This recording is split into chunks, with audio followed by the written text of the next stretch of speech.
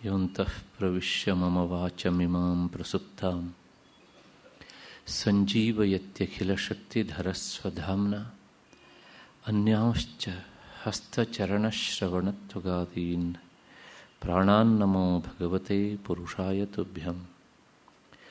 ಯಾ ವರ್ಣಪದವಾಕ್ಯಾರ್ಥಗದ್ಯಪದ್ಯಸ್ವರೂಪಿಣಿ ವಾಚಿ ನರ್ತಯತು ಕ್ಷಿಪ್ರಂ ಮೇಧಾನ್ ದೇವಿ ಸರಸ್ವತಿ. ಸರ್ವವೇದಾಂತಸಿದ್ಧಾಂತಗೋಚರಂ ತಮಗೋಚರಂ ಗೋವಿಂದಂ ಪರಮಾನಂದಂ ಸದ್ಗುರುಂ ಪ್ರಣತೋಸ್ಮ್ಯಹಂ.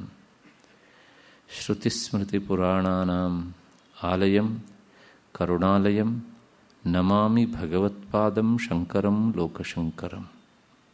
ನಮಸ್ತಸ್ಮೈ ಭಗವತೆ ಶಂಕರಾಚಾರ್ಯರೂಪಿಣೆ ಯೇನ ವೇದಾಂತವಿದ್ಯೇಯಂ ಉದ್ಧೃತಾ ವೇದಸಾಗರಾತ್.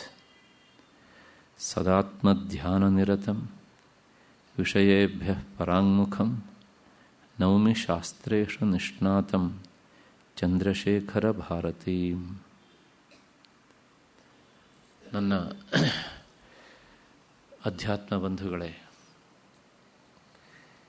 ಈ ಕಾರ್ಯಕ್ರಮದ ಪ್ರಾಯೋಜಕರೇ, ಎಲ್ಲ ಹಿರಿಯ ಶ್ರೋತೃಗಳೇ, ನನ್ನ ಮತ್ತು ನಿಮ್ಮೆಲ್ಲರ ಬುದ್ಧಿಯನ್ನು ಪ್ರಚೋದಿಸ್ತಾ ಇರುವಂತಹ ಮಹಾಚೈತನ್ಯಕ್ಕೆ ಅನಂತ ಪ್ರಣಾಮಗಳನ್ನು ಸಲ್ಲಿಸ್ತಾ ಇವತ್ತಿನ ಚಿಂತನೆಗೆ ಮುಂದಾಗ್ತಾ ಇದ್ದೇನೆ.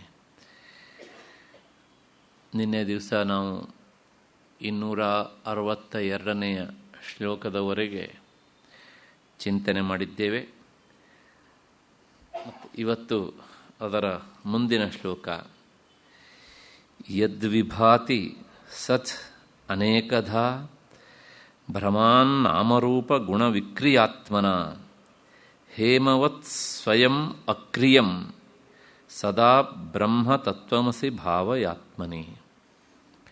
ಇನ್ನೊಂದು ಸಲ ಯದ್ವಿಭಾತಿ ಸದನೇಕಧಾ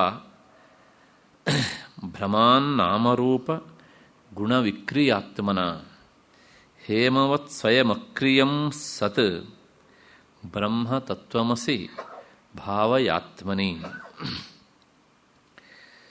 ಆ ಬ್ರಹ್ಮವು ಒಂದೇ ಆಗಿದ್ದರೂ ಭ್ರಾಂತಿಯಿಂದ ನಾಮ ರೂಪ ಕ್ರಿಯೆಗಳಿಂದಾಗಿ ಬಹುವಿಧದಿಂದ ತೋರುತ್ತಾ ಇರುತ್ತದೆ. ಆದರೂ ಸಹ ತಾನು ಮಾತ್ರ ಆಭರಣದ ಚಿನ್ನದಂತೆ ಯಾವ ವಿಕಾರವೂ ಇಲ್ಲದೇ ಇರುವುದು. ಅಂತಹ ಬ್ರಹ್ಮವೇ ನೀನಾಗಿದ್ದೀಯೇ. ಅದನ್ನು ನಿನ್ನಲ್ಲಿಯೇ ನೀನು ನೋಡಿ ತಿಳಿದುಕೋ, ಅರ್ಥ ಮಾಡಿಕೋ, ಅನುಭವಿಸಿಕೋ, ಭಾವಿಸಿಕೋ. ಇಷ್ಟು ಈ ಶ್ಲೋಕದ ಅರ್ಥ. ಏನು ವಿವರಣೆ ಅಂದರೆ, ಯದ್ ವಿಭಾತಿ ಸತ್ ಅನೇಕಧ, ಒಂದೇ ಒಂದು ಚಿನ್ನದ ಉಂಡೆ, ಅದು ಆಭರಣಗಳಿಗೆಲ್ಲ ಉಪಾದಾನ ಕಾರಣ. ಆ ಒಂದೇ ಒಂದು ಚಿನ್ನದ ಗಟ್ಟಿ ಕಟಕ,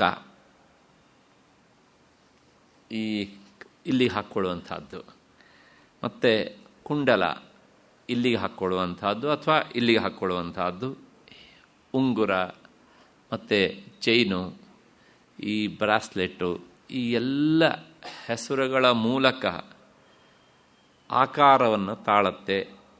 ಆಕಾರ ತಾಳಿದ ತಕ್ಷಣ ನಾಮ ಮತ್ತು ರೂಪ ಇದೆರಡು ಬಂದು ಸೇರುತ್ತೆ. ಉಪಾದಾನ ಕಾರಣವಾದ ಚಿನ್ನ ಈ ಎಲ್ಲ ಆಭರಣಗಳಲ್ಲೂ ಅನುಸ್ಯೂತವಾಗಿ ಇದೆ. ಚಿನ್ನ ಎನ್ನುವ ದೃಷ್ಟಿಯಿಂದ ಅದೆಲ್ಲವುದೂ ಒಂದೇ, ಆದರೆ ಆಭರಣ ಎನ್ನುವ ದೃಷ್ಟಿಯಿಂದ ಎಲ್ಲವುದೂ ಸಹ ಬೇರೆ ಬೇರೆ. ಹಾಗೆಯೇ ಬ್ರಹ್ಮವಸ್ತು ಅದು ಸ್ವತಃ ಅವಿಕ್ರಿಯ, ಅಂದರೆ ಯಾವುದೇ ವಿಕಾರಕ್ಕೆ ಒಳಗಾಗುವುದಿಲ್ಲ. ಅಂದರೆ ಅದಕ್ಕೆ ಬೇರೆ ನಾಮವೂ ಇಲ್ಲ, ಬೇರೆ ಆಕಾರವೂ ಇಲ್ಲ. ಬೇರೆ ಆಕಾರ ಇಲ್ಲದೇ ಇದ್ದದ್ರಿಂದಲೇ ಆಕಾರಕ್ಕೆ ತಕ್ಕುದಾದ ನಾಮವೂ ಸಹ ಇಲ್ಲ. ಆದ್ದರಿಂದ ಕಾರಣ ರೂಪದಲ್ಲಿ ಅದು ಅವಿಕ್ರಿಯ, ಯಾವ ವಿಕಾರವೂ ಅದಕ್ಕೆ ಇಲ್ಲ. ಹಾಗಿದ್ರೆ ಆದಂತೆ ತೋರತ್ತಲ್ಲ ಅಂದರೆ ಅದು ನಮ್ಮ ಭ್ರಮೆ. ಆದ್ದರಿಂದ ಈ ನಾಮ ಮತ್ತು ರೂಪ, ಗುಣ, ಈ ಎಲ್ಲ ವಿಕಾರಗಳು ತೋರೋದು ನಮ್ಮ ಭ್ರಮೆಯಿಂದಲೇ ಅಷ್ಟೇ ಹೊರತನು ನಿಜವಾದ ನೆಲೆಯಿಂದ ಆ ಯಾವ ಆಭರಣಗಳಾಗಲಿ ಅಥವಾ ಬೇರೆ ಬೇರೆ ಹೆಸರುಗಳನ್ನು ಹೊತ್ತು ಬರುವ ಶೇಪಾಗಲಿ ಅದು ಬಂಗಾರವನ್ನು ಬಿಟ್ಟು ಬೇರೆಯಾಗಿ ಇಲ್ಲ. ಹಾಗೆಯೇ ಬ್ರಹ್ಮವಸ್ತು ಅದು ವಿಕಾರರಹಿತವಾದದ್ದು. ಅಂತಹ ಬ್ರಹ್ಮವಸ್ತುವೇ ನೀನಾಗಿದ್ದೀಯೇ, ಅದನ್ನು ನೀನು ನಿನ್ನಲ್ಲಿಯೇ ಅನುಭವಿಸಿ ನೋಡಿಕೋ. ಇಷ್ಟು ಈ ಶ್ಲೋಕದ ಅರ್ಥ. ಈ ಶ್ಲೋಕದ ಬಹುತೇಕ ಅರ್ಥ ಎಲ್ಲ ಹಿಂದಿನ ಶ್ಲೋಕಗಳಲ್ಲಿ ಬಂದದ್ರಿಂದ ಇದರ ಅರ್ಥ ಒಂದು ದೃಷ್ಟಿಯಲ್ಲಿ ಗತಾರ್ಥ, ಅಂದರೆ ಆಗಿ ಹೋದಂಥದ್ದು. ಹಾಗಾಗಿ ಇಷ್ಟು ಇದಕ್ಕೆ ಸಾಕು ಅಂತ ಅಂದ್ಕೊಂಡು ಮತ್ತೆ ಮುಂದಿನ ಶ್ಲೋಕಕ್ಕೆ ಹೋಗೋಣ. 264ನೇ ಶ್ಲೋಕ. ಈ ಶ್ಲೋಕದೊಂದಿಗೆ ಈ ಬ್ರಹ್ಮಾನುಚಿಂತನದ ಧಾರಾರೂಪವಾದಂತಹ ಅನುಸಂಧಾನವನ್ನು ತಿಳಿಸುವ ಶ್ಲೋಕಗಳ ಗುಚ್ಛ, 10 ಶ್ಲೋಕಗಳ ಗುಂಪು ಇಲ್ಲಿಗೆ ಮುಗಿಯುತ್ತೆ. ಯಚ್ಚಕಾಸ್ತ್ಯನಪರಂ ಪರಾತ್ಪರಂ ಪ್ರತ್ಯಗೇಕ ರಸಮಾತ್ಮಲಕ್ಷಣಂ ಸತ್ಯಚಿತ್ಸುಖಮನಂತಂ ಅವ್ಯಯಂ ಬ್ರಹ್ಮತತ್ವಮಸಿ ಭಾವಯಾತ್ಮನಿ. ಇನ್ನೊಂದು ಸಲ. ಯಚ್ಚಕಾಸ್ತಿ ಅನಪರಂ ಪರಾತ್ಪರಂ ಪ್ರತ್ಯಗೇಕ ರಸಮಾತ್ಮಲಕ್ಷಣಂ ಸತ್ಯ ಚಿತ್ಸುಖಮನಂತಂ ಅವ್ಯಯಂ ಬ್ರಹ್ಮತತ್ವಮಸಿ ಭಾವಯಾತ್ಮನಿ. ಆ ಬ್ರಹ್ಮವಸ್ತು ಹೇಗಿದೆ ಅನ್ನೋದನ್ನು ಮತ್ತೆ ಈ ಶ್ಲೋಕವು ಹೇಳುತ್ತೆ. ಆ ಬ್ರಹ್ಮವಸ್ತು ಶ್ರೇಷ್ಠಕ್ಕಿಂತ ಶ್ರೇಷ್ಠವಾದದ್ದು. ಪ್ರಪಂಚದಲ್ಲಿ ಯಾವ ಯಾವುದು ಶ್ರೇಷ್ಠವಾದ ವಸ್ತುಗಳು ಅಂತ ಇವೆಯೋ ಆ ಎಲ್ಲ ವಸ್ತುಗಳಿಗಿಂತ ಅದು ಮಿಗಿಲಾದದ್ದು, ಶ್ರೇಷ್ಠವಾದದ್ದು. ಅದನ್ನು ಮೀರಿದ ಶ್ರೇಷ್ಠವಾದ ವಸ್ತು ಇನ್ನೊಂದು ಇಲ್ಲ. ತನಗಿಂತ ಮಿಗಿಲಾದಂತಹ ವಸ್ತುವೊಂದು ಇಲ್ಲದೆ ಅದು ಬೆಳಗ್ತಾ ಇದೆ. ಅಂತರಂಗದಲ್ಲಿ ಬೆಳಗ್ತಾ ಇರುವಂತಹ ಕೇವಲ ಚಿದ್ಘನ ಸ್ವರೂಪದ್ದಾಗಿದೆ, ಸಚ್ಚಿದಾನಂದ ರೂಪವಾದದ್ದು, ಅದು ಅವ್ಯಯವಾದದ್ದು. ಅಂತಹ ಬ್ರಹ್ಮವೇ ನೀನಾಗಿದ್ದೀಯೇ, ಅದನ್ನು ನಿನ್ನೊಳಗೆ ನೀನು ನೋಡಿಕೋ ಅಂತ. ಸುಮಾರು 10 ಶ್ಲೋಕಗಳಲ್ಲಿ 4-5 ಶ್ಲೋಕಗಳಲ್ಲಿ ಈ ಅವ್ಯಯಂ ಅವ್ಯಯಂ ಎನ್ನುವ ಶಬ್ದವನ್ನು ನಾವು ನೋಡ್ತಾ ಬಂದಿದ್ದೇವೆ ಬಹಳಷ್ಟು ಶ್ಲೋಕಗಳಲ್ಲಿ. ಈ ಶ್ಲೋಕಗಳಲ್ಲಿ ಅಂತೆಲ್ಲ, ವೇದಾಂತದ ಬಹಳಷ್ಟು ಗ್ರಂಥಗಳಲ್ಲಿ ಈ ಶಬ್ದ ಪದೇ ಪದೇ ಪದೇ ಪದೇ ಬರುತ್ತೆ. ಅವ್ಯಯ ಅನ್ನೋದಕ್ಕೆ ಅರ್ಥ ನಾನು ನಿನ್ನೆ ದಿವಸ ಹೇಳಿದ್ದೇನೆ, ವ್ಯಯ ಆಗದೇ ಇರುವುದು. ವ್ಯಯ ಅಂದರೆ ಬದಲಾವಣೆ, ಅವ್ಯಯ ಅಂದರೆ ಬದಲಾವಣೆ ಇಲ್ಲದೇ ಇರುವುದು. ಯಾವುದೇ ವಿಕಾರ ಇಲ್ಲ, ಏರು ಇಳಿತಗಳು ಇಲ್ಲ, ಮತ್ತು ಎಲ್ಲ ಬದಲಾವಣೆಗಳಿಂದ ದೂರ ಸರಿದದ್ದು ಎನ್ನುವಂತಹ ಅರ್ಥ ಅದಕ್ಕೆ. ಹಾಗಾಗಿ ಪದೇ ಪದೇ ಆ ಶಬ್ದವನ್ನು ಹೇಳ್ತಾರೆ. ನಮ್ಮ ಮನಸ್ಸಿನಲ್ಲಿ ಲೋಕದ ವಸ್ತುಗಳಂತೆ ಅದಕ್ಕೂ ಸಹ ಸವಕಳಿ ಬರಬಹುದಾ, ಅದೇನಾದರೂ ಬೆಳಿಬಹುದಾ, ಅದರೊಳಗೆ ವ್ಯತ್ಯಾಸ ಆಗಬಹುದಾ ಎನ್ನುವಂತಹ ಸಂಶಯ ಬಂದೀತು ಎನ್ನುವ ದೃಷ್ಟಿಯಿಂದ ಮತ್ತೆ ಮತ್ತೆ ಅದನ್ನು ದೃಢಪಡಿಸ್ತಾರೆ. ದಟ್ ಈಸ್ ಅವ್ಯಯಂ ಅವ್ಯಯಂ ಅವ್ಯಯಂ ಅವ್ಯಯಂ ಅಂತ.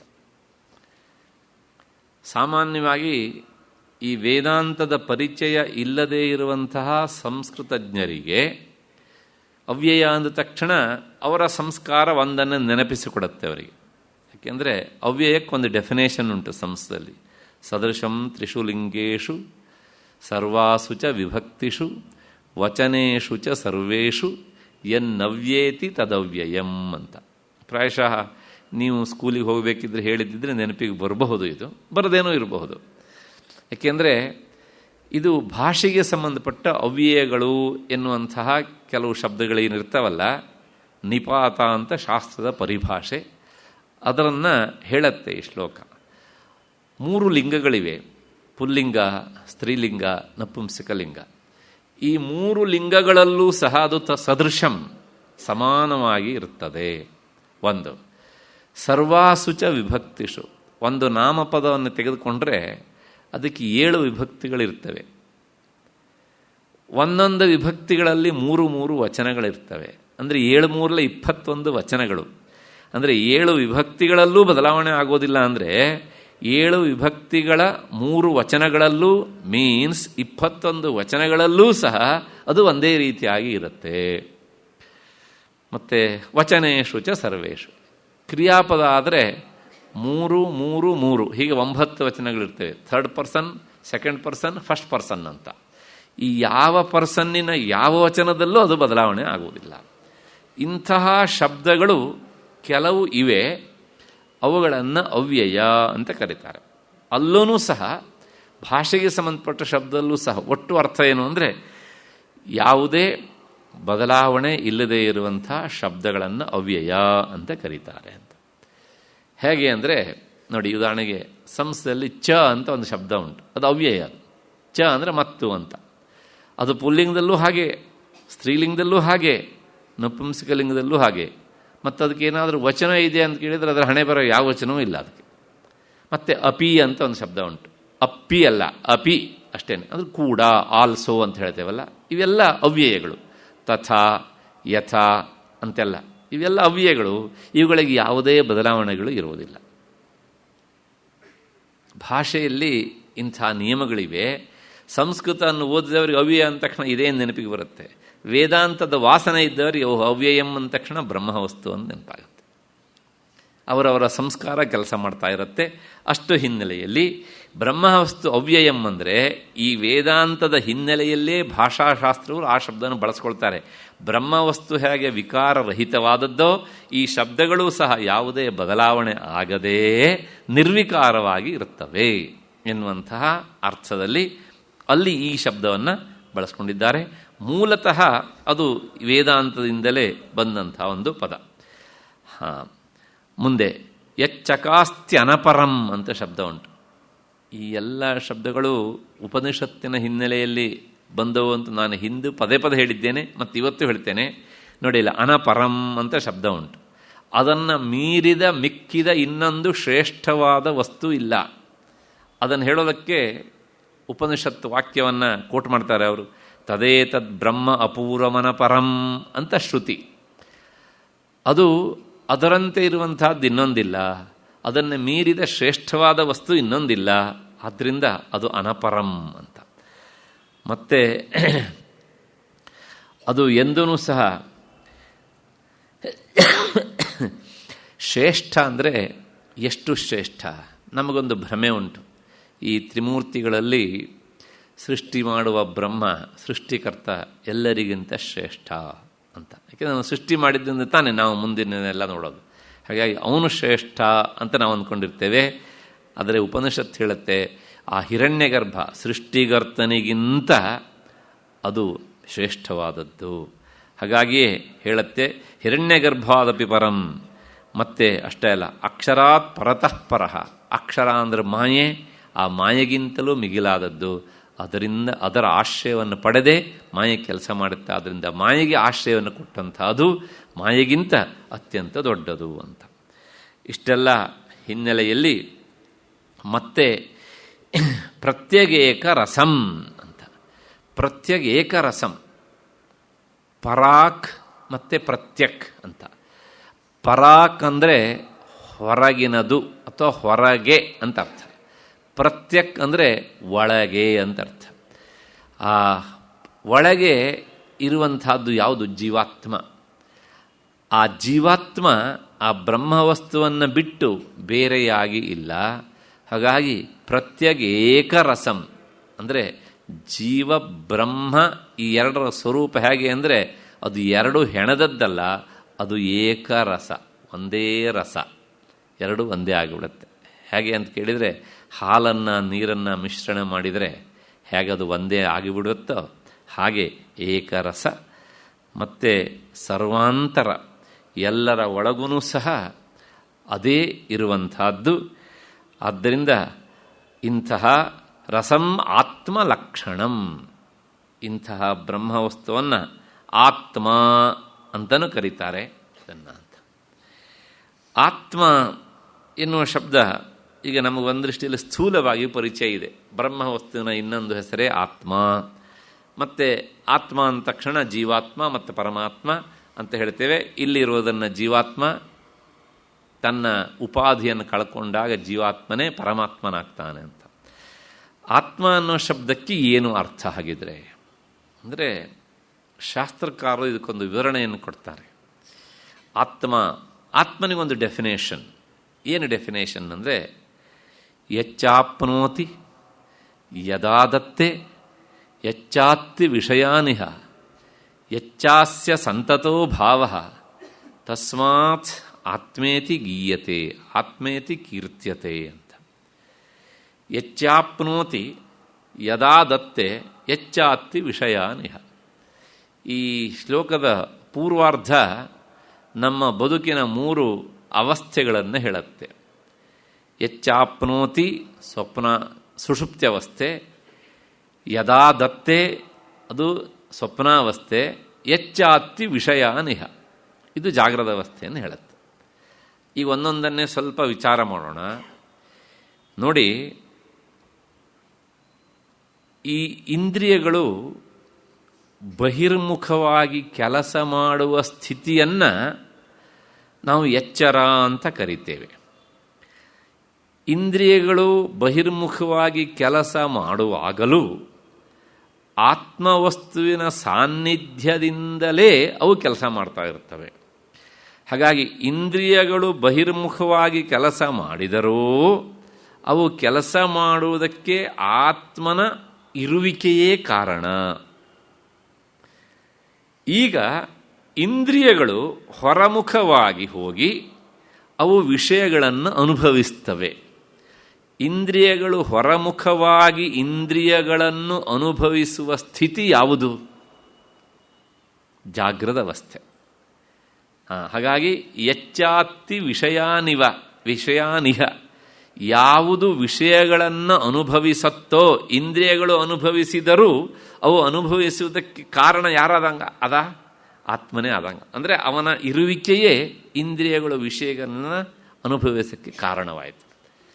ಹಾಗಾಗಿ ಎಚ್ಚರದಲ್ಲಿ ಇಂದ್ರಿಯಗಳ ಮೂಲಕ ವಿಷಯಗಳನ್ನು ಅನುಭವಿಸಿದಂತೆ ಅವನೇನೂ ಅನುಭವಿಸೋದಿಲ್ಲ, ಆದರೆ ಇಂದ್ರಿಯಗಳು ಅನುಭವಿಸ್ತವೆ. ತೋರ್ತಾನಲ್ಲ, ಅವನು ಆತ್ಮ ಮೊದಲನೇದು.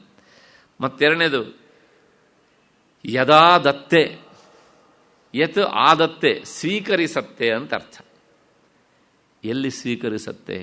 ಈ ಜಾಗೃತಾವಸ್ಥೆಯಲ್ಲಿ ಅನುಭವಿಸಿದ್ದನ್ನು ಸ್ವಪ್ನಾವಸ್ಥೆಯಲ್ಲಿ ಮನಸ್ಸು ಮತ್ತೆ ಪುನಃ ತಾನೇ ಅನುಭವಿಸಿದ್ದನ್ನು ಇನ್ನೊಮ್ಮೆ ಅನುಭವಿಸೋದಕ್ಕೋಸ್ಕರ ಒಂದು ನಾಟಕವನ್ನು ಮಾಡ್ತಾ ಇರುತ್ತಲ್ಲ, ಅದು ಇಲ್ಲಿ ಅನುಭವಿಸಿದ ವಿಷಯಗಳನ್ನು ಅಲ್ಲಿ ಪುನಃ ಸ್ವೀಕಾರ ಮಾಡ್ತಾ ಇರುತ್ತೆ. ಹಾಗೆ ಮನಸ್ಸು ಅದನ್ನು ಸ್ವೀಕರಿಸುವುದಕ್ಕೆ ಕಾರಣ ಆತ್ಮಚೈತನ್ಯದ ಇರುವಿಕೆ. ಅಲ್ಲಿಗೆ ಮನಸ್ಸು ವಿಷಯಗಳನ್ನು ಅನುಭವಿಸಿದರೂ ಅದು ಅನುಭವಿಸುವುದಕ್ಕೆ ಆತ್ಮನ ಸಾನ್ನಿಧ್ಯವೇ ಕಾರಣವಾಯಿತು. ಅಫ್ಕೋರ್ಸ್ ಅದೇನೂ ಮಾಡಲ್ಲ, ಆದರೆ ಸ್ವಪ್ನಾವಸ್ಥೆಯ ಈ ಮನಸ್ಸಿನ ಎಲ್ಲ ಕ್ರಿಯೆಗಳಿಗೂ ಸಹ ಆಧಾರವಾಗಿ ನಿಂತದ್ದು ಯಾವುದಾಯಿತು? ಆತ್ಮವಸ್ತು. ಆದ್ದರಿಂದ ಅಲ್ಲಿಗೆ ಸ್ವಪ್ನಾವಸ್ಥೆಯನ್ನು ಅದೇ ಅನುಭವಿಸಿದಂತೆ ಜಾಗೃತಾವಸ್ಥೆಯಲ್ಲಿ ವಿಷಯಗಳ ಮೂಲಕ, ಸ್ವಪ್ನಾವಸ್ಥೆ ಇಂದ್ರಿಯಗಳ ಮೂಲಕ, ಸ್ವಪ್ನಾವಸ್ಥೆಯಲ್ಲಿ ಮನಸ್ಸಿನ ಮೂಲಕ. ನೆಕ್ಸ್ಟ್ ಒಳಕ್ಕೆ ಹೋಗಬೇಕು. ಇದು ಸುಷುಪ್ತಿ ಅವಸ್ಥೆ. ಅದು ಹೇಗಿರುತ್ತೆ ಕೇಳಿದರೆ ಯಚ್ಚಾಪ್ನೋತಿ. ಆಪ್ನೋತಿ ಅಂದರೆ ಪಡೆದುಕೊಳ್ಳುತ್ತದೆ ಅಂತ. ಏನು ಪಡೆದುಕೊಳ್ಳುತ್ತೆ? ತನ್ನ ನಿಜ ರೂಪವನ್ನು ಪಡೆದುಕೊಳ್ಳುತ್ತದೆ. ಯಾವ ಅವಸ್ಥೆಯಲ್ಲಿ? ಗಾಢ ನಿದ್ರಾವಸ್ಥೆಯಲ್ಲಿ. ಇದನ್ನು ಕೇಳಿದಾಗ ನಮಗೊಂದು ಸಂಶಯ ಬಂದುಬಿಡುತ್ತೆ. ಹಾಗಿದ್ರೆ ಆತ್ಮನಿಗೆ ಗಾಢ ನಿದ್ರಾವಸ್ಥೆ, ಸ್ವಪ್ನಾವಸ್ಥೆ ಮತ್ತು ಜಾಗೃತ ಅವಸ್ಥೆ ಅನ್ನೋ 3 ಅವಸ್ಥೆಗಳಿವೆ ಅಂತಂದರೆ ನೋ. ಮುಂದಿನ ಸಾಲದನ್ನು ಹೇಳುತ್ತೆ, ಯಚ್ಚಾಸ್ಯ ಸಂತತೋ ಭಾವ. ಯಾವುದು ಈ 3 ಅವಸ್ಥೆಗಳಲ್ಲೂ ಅನುಸ್ಯೂತವಾಗಿ ನಿರಂತರವಾಗಿ ಇರುತ್ತೋ, ಯಾವುದು ಈ 3 ಅವಸ್ಥೆಗಳನ್ನು ಮೀರಿ ನಿಂತಿದೆಯೋ ತಸ್ಮಾದ್ ಆತ್ಮೇತಿ ಗೀಯತೆ. ಅದಕ್ಕೆ ಅವಸ್ಥೆಗಳಿಲ್ಲ, ಅದರಲ್ಲಿ ಅವಸ್ಥೆಗಳು ತೋರ್ತಾ ಇರ್ತವೆ. ಹೀಗೆ ಯಾವುದರಲ್ಲಿ ಗಾಢನಿದ್ರಾವಸ್ಥೆ, ಸ್ವಪ್ನಾವಸ್ಥೆ, ಎಚ್ಚರಾವಸ್ಥೆಗಳು ಹಾದು ಹೋಗ್ತಾ ಇರ್ತವೋ ಅದು ಮತ್ತೆ ಇದನ್ನು ಮೀರಿದ ಸ್ಥಿತಿಯಲ್ಲಿ ಯಾವುದು ಇರುತ್ತೋ ಅದು ಆತ್ಮವಸ್ತು. ಹಾಗಿದ್ರೆ ಈ ಮೂರು ಅವಸ್ಥೆಗಳಿಂದ ಅದರಲ್ಲಿ ಏನಾದರೂ ಬದಲಾವಣೆ ಆಗುತ್ತೆ ಕೇಳಿದರೆ ಏನೂ ಬದಲಾವಣೆ ಆಗುವುದಿಲ್ಲ. ಒಂದು ಸಣ್ಣ ದೃಷ್ಟಾಂತ ಕೊಡ್ತೇನೆ. ಒಂದು ನದಿ ಇದೆ, ನದಿಯ ಮಧ್ಯೆಯಲ್ಲಿ ದೊಡ್ಡದ ಒಂದು ಹಾಸುಗಲ್ಲಿರುತ್ತೆ. ಆ ಹಾಸುಗಲ್ಲಿನ ಮೇಲೆ ಮಳೆಗಾಲದಲ್ಲಿ ಪ್ರವಾಹ ಬಂದು ನೀರು ಅಪ್ಪಳಿಸಿಕೊಂಡು ಹೋಗ್ತಾ ಇರುತ್ತೆ. ಹಾಗೆ ಅಪ್ಪಳಿಸಿಕೊಂಡು ಹೋದದ್ರಿಂದ ಆ ಕಲ್ಲಿಗೇನಾದರೂ ತೊಂದರೆ ಆಗುತ್ತಾ ಅಥವಾ ಕಲ್ಲಲ್ಲಿ ಏನಾದರೂ ವಿಕಾರ ಆಗುತ್ತಾ? ಇಲ್ಲ ಅಂದ. ಇನ್ನು ಆ ಪ್ರವಾಹ ನಿಂತಾಗ ಸಹಜವಾಗಿ ಹರಿಯುವಂಥ ನೀರು ಹಣಿಯಾದದ್ದು ತಿಳಿಯಾದದ್ದು ಹರಿತಾ ಇರುತ್ತೆ. ಅದು ನಮಗೆ ಕಾಣಿಸುತ್ತೆ ಇಲ್ಲಿ ಬಂಡೆ ಇದೆ ಅಂತ. ಹಾಗೆ ತಿಳಿಯಾದ ನೀರು ಹರಿದಿದ್ದರಿಂದಲೂ ಆ ಬಂಡೆಯಲ್ಲಿ ಏನೂ ವಿಕಾರ ಆಗುವುದಿಲ್ಲ. ಮತ್ತು ಇನ್ನು ಸ್ವಲ್ಪ ಬೇಸಿಗೆಗಾಲ ಬಂದಾಗ ನೀರು ಕೆಳಗೆ ಹೋಗುತ್ತೆ, ಬಂಡೆ ತೋರ್ತಾ ಇರುತ್ತೆ. ಆದ್ರೂ ಸಹ ಆ ಬಂಡೆಯಲ್ಲಿ ಏನೂ ವಿಕಾರ ಇಲ್ಲ. ಹಾಗೆ ಆತ್ಮವಸ್ತು ಅದು ಕೂಟಸ್ಥ. ಈ ಯಾವ ಅವಸ್ಥೆಗಳಿಂದಲೂ ಅದರಲ್ಲಿ ಏನು ಬದಲಾವಣೆ ಇಲ್ಲ. ಅದರ ಇರುವಿಕೆಯಿಂದಾಗಿ ಈ ಅವಸ್ಥೆಗಳು ನಮಗೆ ಅನುಭವಕ್ಕೆ ಬರ್ತವೆ. ಅಷ್ಟು ಹಿನ್ನೆಲೆಯಲ್ಲಿ ಇದು ಆತ್ಮನ ಲಕ್ಷಣವನ್ನು ಹೇಳುವಂತಹ ಒಂದು ಪ್ರಸಿದ್ಧವಾದ ಶ್ಲೋಕ. ಯಚ್ಚಾಪ್ನೋತಿ ಯದಾದತ್ತೆ ಯಚ್ಚಾತ್ತಿ ವಿಷಯಾನಿಹ ಯಚ್ಚಾಸ್ತಿ ಸಂತತೋಭಾವ. ಈ ಮೂರು ಅವಸ್ಥೆಗಳೇ ಆತ್ಮನ ಅಂತಂದರೆ ಇಲ್ಲ, ಮೂರು ಅವಸ್ಥೆಗಳನ್ನು ಮೀರಿದ್ದೂ ಅದಾಗಿದೆ. ಅಷ್ಟು ಹಿನ್ನೆಲೆಯಲ್ಲಿ ಏನು ಹೇಳಿದಂಗಾಯಿತು ಅಂದರೆ ಅದು ಅಪರಿಚ್ಛನ್ನ, ಅದು ವಿಭು, ಅದು ವ್ಯಾಪಕ ಅಂತ.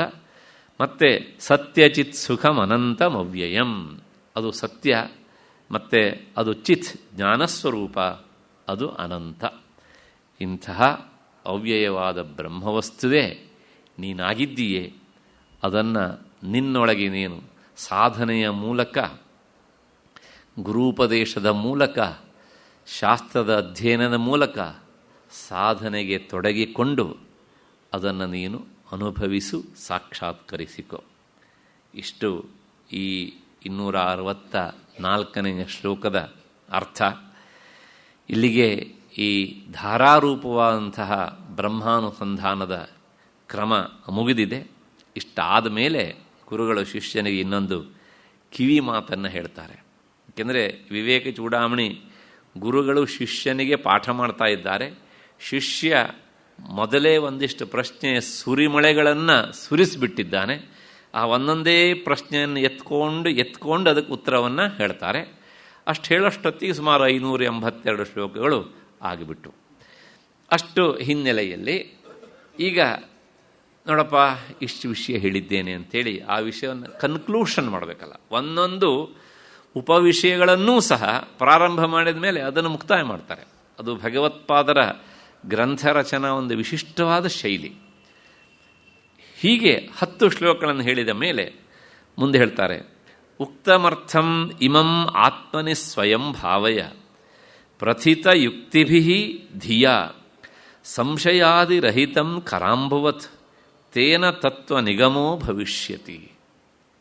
ಇನ್ನೊಂದು ಸಲ, ಉಕ್ತಂ ಅರ್ಥಂ ಇಮಂ ಆತ್ಮನಿ ಸ್ವಯಂ ಭಾವಯ ಪ್ರಥಿತಂ ಯುಕ್ತಿಭಿಃ ಧಿಯ ಸಂಶಯಾದಿರಹಿತಂ ಕರಾಂಬುವತ್ ತೇನ ತತ್ವ ನಿಗಮೋ ಭವಿಷ್ಯತಿ. ಇದುವರೆಗೂ ಸಹ ಇಲ್ಲಿ ಹೇಳಿರುವಂತಹ ಈ ತತ್ವವನ್ನು ನೀನೇ ನಿನ್ನಲ್ಲಿಯೇ ಮನನ ಮಾಡು. ಅಂದರೆ ಯುಕ್ತಿಗಳಿಂದ ಮತ್ತೆ ಮತ್ತೆ ವಿಚಾರ ಮಾಡು. ಆಗ ಯಾವ ಸಂಶಯವೂ ಇಲ್ಲದೆ ಅಂಗೈಯಲ್ಲಿರುವ ನೀರಿನಂತೆ ಆ ತತ್ವವು ನಿನಗೆ ನಿಶ್ಚಿತವಾಗುತ್ತದೆ, ಅದು ಅನುಭವಕ್ಕೆ ಬರ್ತದೆ. ಇಷ್ಟು ಈ ಶ್ಲೋಕದ ಅರ್ಥ. ಉಕ್ತಮರ್ಥಂ, ಹೇಳಿದ್ದು ಅಂದರೆ ಏನು? ಹಿಂದಿನ 10 ಶ್ಲೋಕಗಳಲ್ಲಿ ನಾನು ಏನು ಹೇಳಿದ್ದೇನಲ್ಲ, ಇದಿಷ್ಟು ಶ್ಲೋಕಗಳ ಅರ್ಥವನ್ನು ಆತ್ಮನಿ ಸ್ವಯಂ ಭಾವಯ. ಇದನ್ನು ನಿನ್ನ ಮನಸ್ಸಿನಲ್ಲಿ ನೀನೇ ಭಾವಿಸಿಕೊ. ಅಂದರೆ ವಿಚಾರ ಮಾಡುವುದರ ಮೂಲಕ ತಿಳಿದುಕೊ. ಎಲ್ಲಿ? ಆತ್ಮನಿ ಅಂದರೆ ನಿನ್ನ ಪರಿಶುದ್ಧವಾದ ಬುದ್ಧಿಯಲ್ಲಿ ಯೋಚಿಸು. ಬೇರೆಯವರ ಬುದ್ಧಿಯನ್ನು ಸಾಲ ತಂದುಕೊಂಡು ವಿಚಾರ ಮಾಡಬೇಡ. ಸಾಮಾನ್ಯವಾಗಿ ಈ ಜ್ಞಾನಿಗಳಾದವರೆಲ್ಲರೂ ಸಹ ಇದೇ ಮಾತನ್ನು ಹೇಳ್ತಾರೆ. ಅವರು ಹೇಳುವುದನ್ನು ಹೇಳಿ ಆದಮೇಲೆ ನಾನು ಹೇಳಿದ್ದೇನೆ ಅಂತ ಕೋಲೆ ಬಸವನ ತರಹ ನೀನು ತಲೆ ಹಾಕಿ ಒಪ್ಕೊಳ್ಬೇಡ.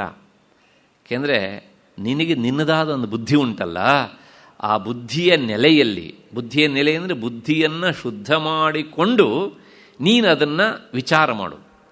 ಸರಿಯೋ ತಪ್ಪವೋ, ನನಗಿದು ಆಗತ್ತಾ ಇಲ್ವಾ, ಅಥವಾ ಈ ಗ್ರಂಥದಲ್ಲಿ ಹೇಳ್ತಾ ಇರುವಂಥ ವಿಷಯ ನಮಗೆ ಅಲ್ವಾ, ಅಥವಾ ಇದು ಪೂರ್ತಿ ವಿರುದ್ಧವ ಅನ್ನೋದನ್ನು ನೀನು ವಿಚಾರ ಮಾಡು. ಹಾಗಾಗಿ ಅದನ್ನು ಹೇಳ್ತಾರೆ, ಆತ್ಮನಿ ಭಾವಯ ಸ್ವಯಂ. ನಿನ್ನ ಅಂತಃಕರಣದಲ್ಲಿ, ನಿನ್ನ ಬುದ್ಧಿಯಲ್ಲಿ ಅದು ಎಂಥ ಬುದ್ಧಿ ಆಗಿರಬೇಕಂದ್ರೆ ಪರಿಶುದ್ಧವಾದ ಬುದ್ಧಿ ಅಂತ. ಈ ಸಂದರ್ಭಕ್ಕೆ ನನಗೆ ಒಂದು DVG ಅವರ ಕಗ್ಗದ ಶ್ಲೋಕ ನೆನಪಿಗೆ ಬರ್ತದೆ. ಅವರು ಆ ಕೊನೆಗೆ ಒಂದು ಮಾತನ್ನು ಹೇಳ್ತಾರೆ ಅಲ್ಲಿ, ಇದೇ ರೀತಿಯಲ್ಲಿ ನಾನು ಹೇಳೋದನ್ನು ಹೇಳಿದ್ದೇನೆ, ಆದರೆ ನೀನು ಯಾವುದು ಒಳ್ಳೆಯದು, ಯಾವುದು ಕೆಟ್ಟದ್ದು, ಯಾವುದು ಸರಿ, ಯಾವುದು ತಪ್ಪು ಅನ್ನೋದನ್ನು ಇನ್ನೊಬ್ಬರ ಬುದ್ಧಿಯಿಂದ ವಿಚಾರ ಮಾಡಬೇಡ, ನಿನ್ನ ಬುದ್ಧಿಯಿಂದ ವಿಚಾರ ಮಾಡು ಅಂತಾರೆ. ನಾವು ಎಲ್ಲೋ ಒಂದು ಕಡೆ ಏನು ಮಾಡ್ತೇವೆ ಕೇಳಿದರೆ, ಇಂಥ ಸ್ಥಳದಲ್ಲಿ ನಾವು ಎಡವಿ ಬಿಡ್ತೇವೆ. ನಾವು ಇನ್ನೊಬ್ಬರ ಬುದ್ಧಿಯಲ್ಲಿ ನಿಂತು ನಾವು ವಿಚಾರ ಮಾಡಿದಾಗ ನಮಗೇನು ಸಿಗಬೇಕು ಅದು ಸಿಗೋದಿಲ್ಲ. ಹಾಗಾಗಿ ಮತ್ತೆ ನಮ್ಮ ಮೆದುಳನ್ನು ಮಸಿಬೇಕು. ಆ ಹಿನ್ನೆಲೆಯಲ್ಲಿ ಅವರು ಹೇಳಿದ ಮಾತೇನು ಅಂದರೆ, 100 ಮತಗಳಿವೆ ಲೋಕದುಗ್ರಾಣದಲ್ಲಿ, 100 ಮತಗಳಿವೆ ಲೋಕದುಗ್ರಾಣದಲ್ಲಿ, ಆರಿಸಿಕೋ ನಿನ್ನ ರುಚಿಗೆ ಒಪ್ಪುವುದನದರೊಳು. ನಿನ್ನ ರುಚಿಗೆ, ನಿನ್ನ ಇಷ್ಟಕ್ಕೆ ಒಪ್ಪುವುದನ್ನು ನೀನು ಆರಿಸಿಕೊ. ಸಾರದಡುಗೆಯನೊಳ ವಿಚಾರ ದೊಲೆಯಲಿ ಮಾಡು, ಮತಿ ಬೇರೆ ಮತ ಬೇರೆ ಮಂಕುತಿಮ್ಮ. ಮತಿ ಬೇರೆ ಮತ ಬೇರೆ. ನೀನು ಯಾವುದೋ ಒಂದು ಮತಕ್ಕೆ ಸೇರಿಕೊಂಡು ಹುಟ್ಟಿದ ಮಾತ್ರಕ್ಕೆ ಆ ಮತವನ್ನು ಆಗ್ಬಿಡ್ತೀಯಲ್ಲ, ನೀನು ಆಗದಿದ್ರೆ ಹೊಂಟಿಸ್ಬಿಡ್ತಾರೆ ನಿನಗೆ. ಅಂದ ಮಾತ್ರಕ್ಕೆ ಆ ಮತವೇ ಸರ್ವಶ್ರೇಷ್ಠ ಅಂತ ತೀರ್ಮಾನ ಮಾಡಬೇಡ. ಯಾಕೆಂದರೆ ಮಾಡಿದ್ರೆ ನೀನು ಪೆದ್ದ, ನಿನ್ನ ಮತಿಗೆ ನೀನು ಏನೂ ಕೆಲಸ ಕೊಟ್ಟಂಗಾಗಲಿಲ್ಲ. ಹಾಗಾಗಿ ಮತಿ ಬೇರೆ ಮತ ಬೇರೆ. ಅದು ಗೊತ್ತಾಗೋದು ಯಾವಾಗ ಕೇಳಿದರೆ, ಸಾರದಡುಗೆಯನ್ನು ಒಳ ವಿಚಾರದ ಒಲೆಯಲ್ಲಿ ಮಾಡು. ನೀನು ಒಲೆ ಹಚ್ಚಿಬಿಟ್ಟು ಅಕ್ಕಿಯನ್ನು ಇಡದೇ ಇದ್ರೂ ಸಹ ಅನ್ನ ಆಗೋಲ್ಲ. ಅಕ್ಕಿ ಇಟ್ಟುಬಿಟ್ಟು ಒಲೆ ಹತ್ತಿಸದೇ ಇದ್ರೂ ಸಹ ಅದು ಬೇಯೋಲ್ಲ. ಹಾಗಾಗಿ ವಿಷಯವನ್ನು ಇಟ್ಟುಕೋ, ಅದಕ್ಕೆ ವಿಚಾರ ಎನ್ನುವ ಬೆಂಕಿಯನ್ನು ಒಡ್ಡು, ಬೇಯಿಸು, ಮತ್ತೆ ಮಥನ ಮಾಡು. ಆಗ ಸರಿಯಾದ ಅನ್ನ ಪಾಕ ಸಿದ್ಧವಾಗತ್ತೆ. ಸಾರದಡುಗೆಯನ್ನು ಒಳ ವಿಚಾರದೊಲೆಯಲ್ಲಿ ಮಾಡು. ಅದಕ್ಕೋಸ್ಕರ ಹೇಳ್ತಾರೆ, ಬೇರೆಯವರ ವಿಚಾರದೊಲೆಯಲ್ಲಿ ಅಲ್ಲ, ಒಳ ವಿಚಾರದೊಲೆಯಲ್ಲಿ ಮಾಡು. ಆಗ ನಿನಗೆ ಗೊತ್ತಾಗುತ್ತೆ, ಓಹೋ ನನ್ನ ಮತ ಬೇರೆ, ನನ್ನ ಮತಿ ಬೇರೆ ಅಂತ. ಆದ್ದರಿಂದ ಅದೇ ಅರ್ಥ ಹಿನ್ನೆಲೆಯಲ್ಲಿ ಹೇಳ್ತಾರೆ, ನೀನು ಅದನ್ನು ನಿನ್ನ ಆತ್ಮನಿ ಅಂದರೆ ನಿನ್ನ ಬುದ್ಧಿಯಲ್ಲಿ, ಆದರೆ ಒಂದು ಬುದ್ಧಿ ಪರಿಶುದ್ಧವಾಗಿರಲಿ, ಅದು ವಿಚಾರಕ್ಕೆ ಅರ್ಹವಾಗಿರಲಿ. ಇಂಥ ವಿಚಾರಕ್ಕೆ ಅರ್ಹವಾದ ಪರಿಶುದ್ಧ ಬುದ್ಧಿಯಲ್ಲಿ ಭಾವಯ ಅಂದರೆ ಮತ್ತೆ ಅದನ್ನು ನೀನು ವಿಚಾರ ಮಾಡು. ಹಾಗೆ ವಿಚಾರ ಮಾಡಿದಾಗ ಏನು ಆಗತ್ತೆ ಅಂತಂದರೆ, ನಾವು ವಿಚಾರ ಮಾಡಲಿಕ್ಕೆ ಹೋಗಿದ್ರೆ ಅಕಸ್ಮಾತ್ ವಿಚಾರ ಮಾಡಿ ನಮ್ಮ ಬುದ್ಧಿಯೇನಾದ್ರು ಖರ್ಚಾಗಿಬಿಟ್ರೆ, ಕೆಲವು ಜನರಿಗೆ ಹಾಗೇನೆ. ಕೆಲವು ಜನರಿಗೆ ಹೀಗೆ ಯೋಚನೆ, ವಿಚಾರ ಮಾಡಿದಿಂದ ಒಂದು ಬುದ್ಧಿ ಖರ್ಚಾಗ್ಬಿಟ್ರೆ ಅಂತ ಮಾಡೋದಿಲ್ಲ. ಇನ್ನು ಕೆಲವು ಜನಕ್ಕೆ ವಿಚಾರ ಮಾಡೋದು ಕಷ್ಟ. ಯಾಕೆಂದರೆ ಡಿ ವಿ ಜಿಯವರೇ ಹೇಳೋ ಹಾಗೆ,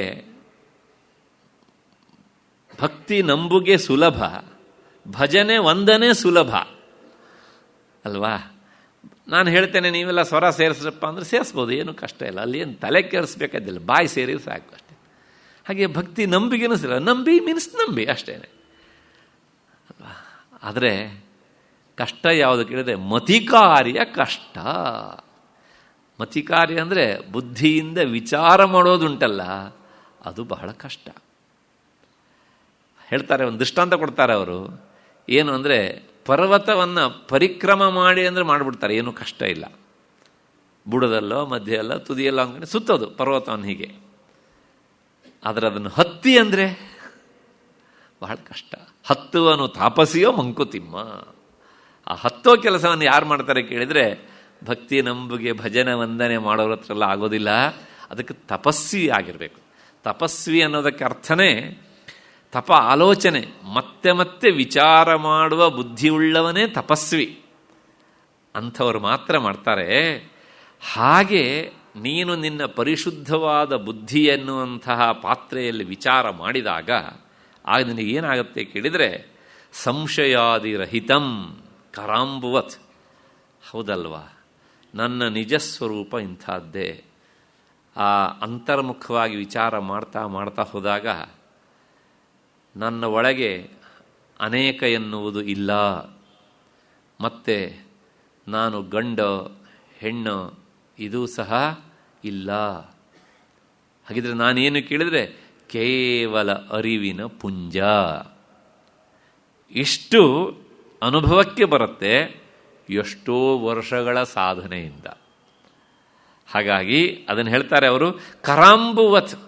ಕೈಯಲ್ಲಿ ಹೀಗೆ ಒಂದು ಬೊಗಸೆ ನೀರನ್ನು ಹಿಡ್ಕೊಂಡ್ರೆ ಆ ನೀರು ಹೇಗೆ ಸ್ಪಷ್ಟವಾಗಿ ನಿನಗೆ ಗೋಚರಿಸುತ್ತೋ, ನೀರಿನ ಮೂಲಕ ನಿನ್ನ ಕೈಯಲ್ಲಿ ಒಳಗಡೆ ಇರುವಂಥ ಎಲ್ಲ ರೇಖೆಗಳೆಲ್ಲ ಕಾಣಿಸ್ತವೋ, ಹಾಗೆ ಪರಿಶುದ್ಧವಾಗಿ ನಿನಗೆ ಅನುಭವಕ್ಕೆ ಬರುತ್ತೆ.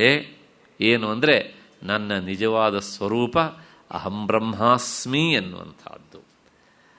ಅದನ್ನು ನೀನು ತಿಳ್ಕೊಂಡ್ರೆ ಅದರಿಂದ ತತ್ವ ನಿಗಮೋ ಭವಿಷ್ಯತಿ. ನಿನಗೆ ಆ ತತ್ವದ ನಿಜವಾದಂತಹ ಸ್ವರೂಪ ಏನು ಎನ್ನುವಂಥದ್ದು ಅನುಭವಕ್ಕೆ ಬರುತ್ತೆ. ಆದ್ದರಿಂದ ನೀನು ಇನ್ನು ಮಾಡಬೇಕಾದ ಕೆಲಸ, ನಿನ್ನ ಬುದ್ಧಿಯಲ್ಲಿ ಇಷ್ಟು ಹೊತ್ತು ಹೇಳಿದ ವಿಷಯವನ್ನು ಮತ್ತೆ ಮತ್ತೆ ಆಲೋಡನೆ ಮಾಡು, ವಿಚಾರ ಮಾಡು. ನಿನ್ನ ಸ್ವಂತ ಬುದ್ಧಿಯಲ್ಲಿ ಇರಲಿ ಅದು. ಇಷ್ಟು ಈ ಶ್ಲೋಕದ ಅರ್ಥ. ಇಲ್ಲಿಗೆ ಈ ಶ್ಲೋಕದ ಅರ್ಥ ಆಯಿತು ಅಂತ ಅಂದ್ಕೊಳ್ಳೋಣ.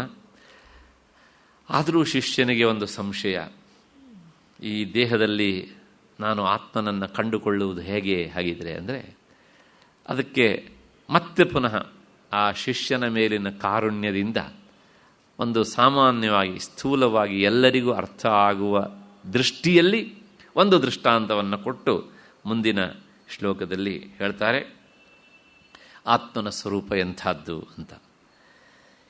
ಸ್ವಂ ಬೋಧ ಮಾತ್ರಂ ಪರಿಶುದ್ಧ ತತ್ವಂ ವಿಜ್ಞಾಯ ಸಂಘೇ ನೃಪವಚ್ಚ ಸೈನ್ಯೇ ತದಾತ್ಮನೈವ ಆತ್ಮನಿ ಸರ್ವದಾ ಸ್ಥಿತಃ ವಿಲಾಪಯ ಬ್ರಹ್ಮಣಿ ದೃಶ್ಯಜಾತಂ. ಇನ್ನೊಂದು ಸಲ, ಸ್ವಂ ಬೋಧ ಮಾತ್ರಂ ಪರಿಶುದ್ಧ ತತ್ವಂ ವಿಜ್ಞಾಯ ಸಂಘೇ ನೃಪವಚ್ಚ ಸೈನ್ಯೇ ತದಾತ್ಮನೈವ ಆತ್ಮನಿ ಸರ್ವದಾ ಸ್ಥಿತಃ ವಿಲಾಪಯ ಬ್ರಹ್ಮಣಿ ದೃಶ್ಯಜಾತಂ. ಸೈನ್ಯದಲ್ಲಿ ರಾಜನನ್ನು ಹುಡುಕಬೇಕು ಅಂತಾದರೆ ಹೇಗೆ ಹುಡುಕೋದು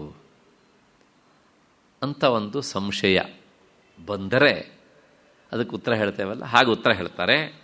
ಈ ಸೈನ್ಯದಲ್ಲಿರುವಂತಹ ರಾಜನನ್ನು ತಿಳಿದುಕೊಳ್ಳುವಂತೆ ಈ ದೇಹ ಇಂದ್ರಿಯಗಳ ಸಮುದಾಯದಲ್ಲಿರುವಂತಹ ಆ ಚೈತನ್ಯ ಮಾತ್ರನಾದ ಪರಿಶುದ್ಧವಾದ ಆತ್ಮವನ್ನು ತಿಳಿದುಕೊಂಡು ಅದರ ಆಶ್ರಯದಿಂದಲೇ ಇದ್ದುಕೊಂಡು ಈ ದೃಶ್ಯ ಸಮೂಹವನ್ನೆಲ್ಲವನ್ನೂ ಸಹ ಅದರಲ್ಲಿ ಲಯಗೊಳಿಸಿಬಿಡು.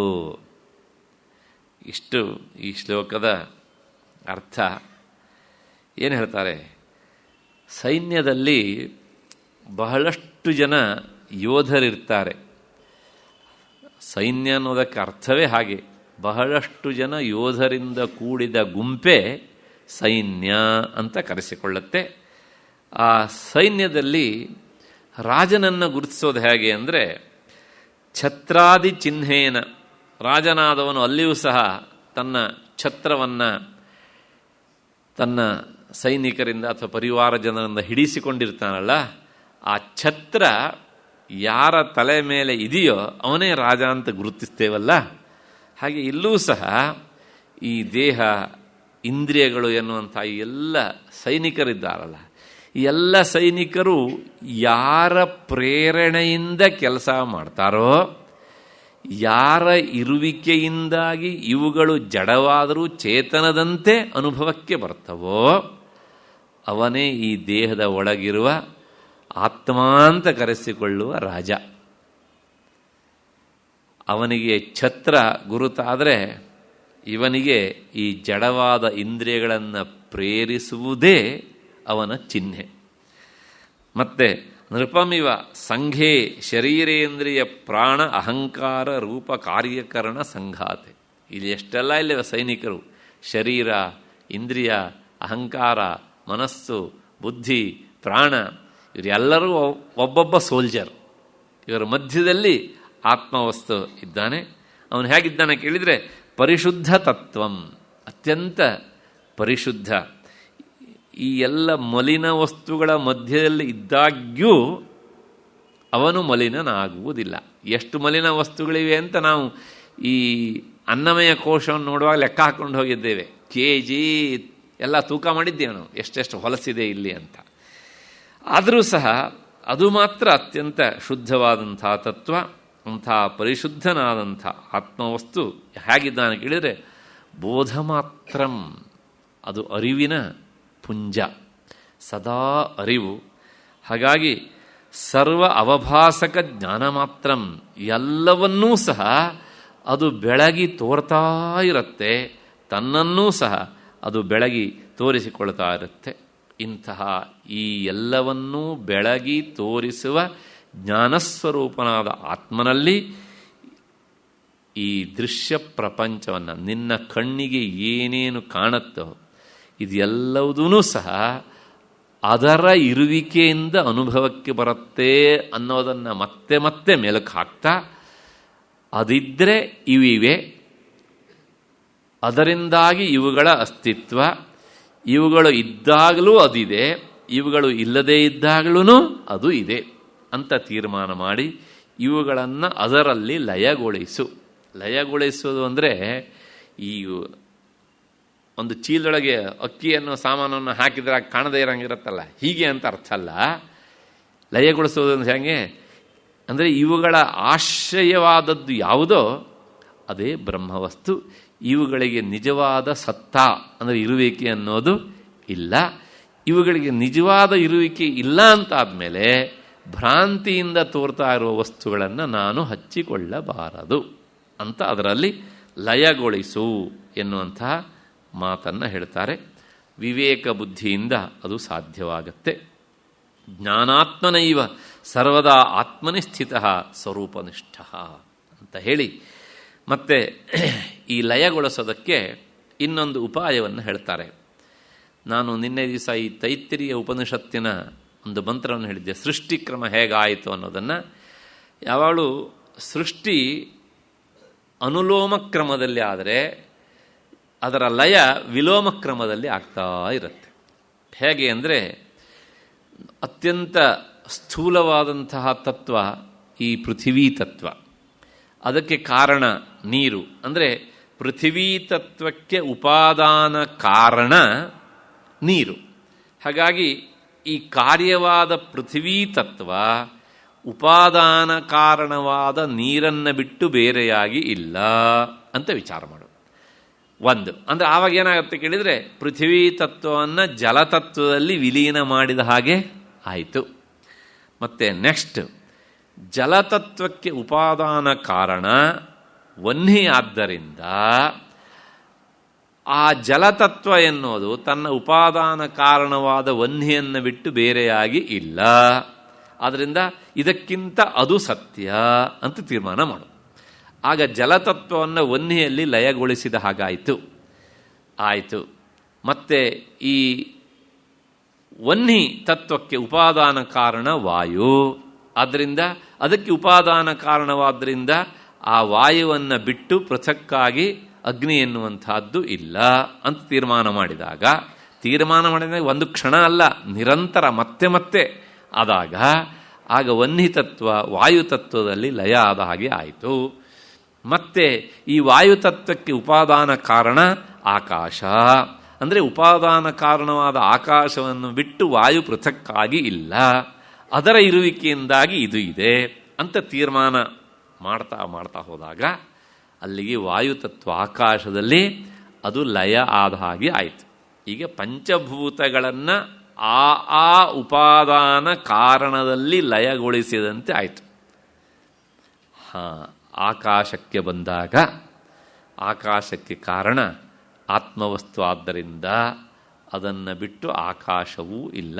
ಆಕಾಶಕ್ಕೆ ಉಪಾದಾನ ಕಾರಣ ಅದೇ, ಆತ್ಮನಿಂದಾಗಿ ಅದು ತೋರತ್ತೆ ಅಂತ ಅಂದ್ಕೊಂಡಾಗ ಕೊನೆಗೆ ಉಳಿಯುವುದು ಯಾವುದು? ಆತ್ಮವಸ್ತು ಮಾತ್ರ, ಅದೇ ನನ್ನ ಸ್ವರೂಪ ಅಂತ. ಹೀಗೆ ಶುದ್ಧ ಅಸ್ಮಿ ಅಹಂ, ನಾನು ಆ ಪರಿಶುದ್ಧವಾದಂತಹ ಆತ್ಮನೇ ಆಗಿದ್ದೇನೆ ಅಂಥೇಳಿ ಈ ಎಲ್ಲ ಕಾರ್ಯವನ್ನು ಆ ಕಾರ್ಯದ ಉಪಾದಾನ ಕಾರಣದಲ್ಲಿ ಲಯಗೊಳಿಸ್ತಾ ಹೋದಾಗ ಕೊನೆಗೆ ಅಂತಿಮವಾಗಿ ಇನ್ನು ಲಯಗೊಳಿಸ್ಲಿಕ್ಕೆ ಆಗೋದಿಲ್ಲ ಎನ್ನುವ ಒಂದು ಸ್ಥಿತಿ, ಅದೇ ಆತ್ಮವಸ್ತು, ಅದೇ ನನ್ನ ಸ್ವರೂಪ. ಇಷ್ಟನ್ನು ನಿರಂತರ ನೀನು ನಿನ್ನಲ್ಲಿ ಮೆಲುಕು ಹಾಕು ಅಂತ ಗುರುಗಳು ಹೇಳ್ತಾರೆ. ಅದನ್ನೇ ಬ್ರಹ್ಮಣಿ ದೃಶ್ಯಜಾತಂ ವಿಲಾಪಯ, ಈ ನಿನ್ನ ಕಣ್ಣಿಗೆ ಕಾಣ್ತಾ ಇರುವಂತಹ ಈ ಪ್ರಪಂಚವನ್ನು ಅದರಲ್ಲಿ ಲಯಗೊಳಿಸು ಅಂತ. ಇಷ್ಟಕ್ಕೆ ಇದೆಲ್ಲ ಸಾಧನೆಗೆ ಒಗ್ಗುವ ಮಾತೇ ಅಷ್ಟೇ ಹೊರತೂ ಸಹ ಕೇವಲ ಕಿವಿ ಮೇಲೆ ಬಿದ್ದು ಹೋಗುವಂತಹ ಮಾತುಗಳು ಅಲ್ಲ. ಅಷ್ಟು ಹಿನ್ನೆಲೆಯಲ್ಲಿ ಈ ಶ್ಲೋಕದ ಅರ್ಥ ಸಾಕು ಅಂತ ಅಂದ್ಕೊಂಡು ಮತ್ತೆ ಮುಂದಿನ 267ನೇ ಶ್ಲೋಕಕ್ಕೆ ಹೋಗೋಣ. ಬುದ್ಧೌ ಗುಹಾಯಾಂ ಸದಸದ್ವಿಲಕ್ಷಣಂ ಬ್ರಹ್ಮಾಸ್ತಿ ಸತ್ಯಂ ಪರಮದ್ವಿತೀಯಂ ತದಾತ್ಮನಾ ಯೋತ್ರ ವಸೇದ್ ಗುಹಾಯಾಂ ಪುನರ್ನ ತಸ್ಯಾಂಗ ಗುಹಾಪ್ರವೇಶ. ಇನ್ನೊಂದು ಸಲ, ಬುದ್ಧೌ ಗುಹಾಯಾಂ ಸದಸದ್ವಿಲಕ್ಷಣಂ ಬ್ರಹ್ಮಾಸ್ತಿ ಸತ್ಯಂ ಪರಮದ್ವಿತೀಯಂ ತದಾತ್ಮನಾಯೋತ್ರ ವಸೇದ್ ಗುಹಾಯಾಂ ಪುನರ್ನ ತಸ್ಯಾಂಗ ಗುಹಾಪ್ರವೇಶ.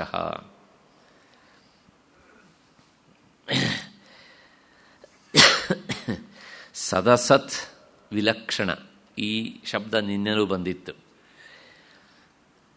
ಹೀಗೆ ಸದಸದ್ವಿಲಕ್ಷಣವಾದಂತಹ ಮತ್ತು ಅದ್ವಿತೀಯವಾದ ಅತ್ಯಂತ ಸತ್ಯವಾದ ಆ ಬ್ರಹ್ಮವು ಬುದ್ಧಿಗುಹೆಯಲ್ಲಿ ಇದೆ, ಅದೇ ನನ್ನ ನಿಜವಾದ ಸ್ವರೂಪ ಎಂದು ತಿಳಿದುಕೊಂಡು ಆ ಬ್ರಹ್ಮಸ್ವರೂಪದಿಂದ ಈ ಸ್ಥೂಲ ಸೂಕ್ಷ್ಮ ಶರೀರಗಳಲ್ಲಿರುವಂತಹ ಜೀವನಿಗೆ ಪುನಃ ಈ ಶರೀರವೆಂಬ ಗುಹಾಪ್ರವೇಶವು ಉಂಟಾಗುವುದಿಲ್ಲ. ಇಷ್ಟು ಈ ಶ್ಲೋಕದ ಅರ್ಥ. ಗುಹಾಪ್ರವೇಶ ಉಂಟಾಗುವುದಿಲ್ಲ ಮೀನ್ಸ್ ವೇದಾಂತದಲ್ಲಿ ಈ ಶರೀರವನ್ನು, ಈ ಶರೀರ ಮೀನ್ಸ್ ನಾವು ತೋರಿಸೋದು ಸ್ಥೂಲ ಶರೀರ, ಆದರೆ ಇದರೊಳಗೆ 17 ಅವಯವಗಳಿಂದ ಕೂಡಿದ ಸೂಕ್ಷ್ಮ ಶರೀರವು ಉಂಟಲ್ಲ, ಅದನ್ನೂ ಸೇರಿಸಿಕೊಂಡ ಹಾಗೆ, ಅಂದರೆ ಸೂಕ್ಷ್ಮ ಶರೀರ ಸ್ಥೂಲ ಶರೀರದಿಂದ ಕೂಡಿದಂತಹ ಇದನ್ನು ಗುಹಾ ಅಂತ ಕರೀತಾರೆ. ಗುಹಾ ಅಂದರೆ ಅದರ ಒಳಗೆ ಹೋಗೋದಕ್ಕೆ ಅವಕಾಶ ಇರುತ್ತಲ್ಲ, ಹಾಗೆ ಈ ದೇಹದ ಒಳಗೆ ಹೋಗೋದಕ್ಕೂ ಅವಕಾಶ ಇದೆ. ಹಾಗಾಗಿ ನಾವು ಆಹಾರವನ್ನು ಒಳಗೆ ಹಾಕೋದಕ್ಕಾಗತ್ತೆ. ಇದೊಂದು ಗುಹೆ. ಸ್ಥೂಲ ಶರೀರದ ಒಳಗೆ ಇನ್ನೊಂದು ಸೂಕ್ಷ್ಮ ಶರೀರ ಎನ್ನುವಂಥ ಇನ್ನೊಂದು ಗುಹೆ. ಆ ಗುಹೆಯ ಒಳಗೆ ಈ ಆತ್ಮ ಎನ್ನುವಂಥವನು ಪ್ರವೇಶ ಮಾಡಿದ್ದಾನೆ ಅಂತ ತೈತ್ತಿರೀಯ ಉಪನಿಷತ್ತು ಹೇಳುತ್ತೆ. ಪ್ರವೇಶ ಮಾಡಿದ್ದಾನೆ ಮೀನ್ಸ್ ಗುಹೆ ನಿರ್ಮಾಣ ಆಯಿತು, ಆಮೇಲೆ ಆತ್ಮ ಹೀಗೆ ಪ್ರವೇಶ ಮಾಡ್ದ ಅಂತ ಅರ್ಥ ಅಲ್ಲ. ಮಡಿಕೆಯ ಒಳಗೆ ನೀರನ್ನು ತುಂಬಿದಂತೆ ಅಲ್ಲ, ಚೊಂಬಿನ ಒಳಗೆ ಅಥವಾ ಕ್ಯಾರಿಯರ್ ಒಳಗೆ ಹಾಲನ್ನು ತುಂಬಿದ ಹಾಗೆ ಪ್ರವೇಶ ಅಲ್ಲ. ಹಾಗಿದ್ರೆ ಈ ಪ್ರವೇಶ ಹೇಗೆ ಅಂತ ಕೇಳಿದರೆ ಅದಕ್ಕೆ ಉಪನಿಷತ್ತು ಹೇಳುತ್ತೆ. ಪ್ರವೇಶ ಮಾಡ್ದ, ಎಂಟ್ರಾದ ಮೀನ್ಸ್ ಹೇಗೆ? ಸಾಮಾನ್ಯ ಅಂದರೆ ಇದೆಲ್ಲ ಗೊಂದಲ. ಪ್ರಶ್ನೆ ಇಷ್ಟೇ, ಕುಂಬಾರ ಮಡಿಕೆಯನ್ನು ನಿರ್ಮಾಣ ಮಾಡ್ತಾನೆ. ಆ ಮಡಿಕೆ ನಿರ್ಮಾಣ ಮಾಡಿದ ಮೇಲೆ ಯಾವತ್ತೂ ಒಂದು ದಿವಸ ಆಕಾಶವನ್ನು ಅದರ ಒಳಗೆ ತುಂಬಿದನ, ಅಥವಾ ಮಡಿಕೆ ನಿರ್ಮಾಣ ಆಗ್ತಾ ಇರುವಾಗಲೇ ಅವನಿಗೂ ಗೊತ್ತಿಲ್ಲದೇ ಆಕಾಶ ಅಲ್ಲಿ ಸೇರ್ಕೊಂಡ್ತ.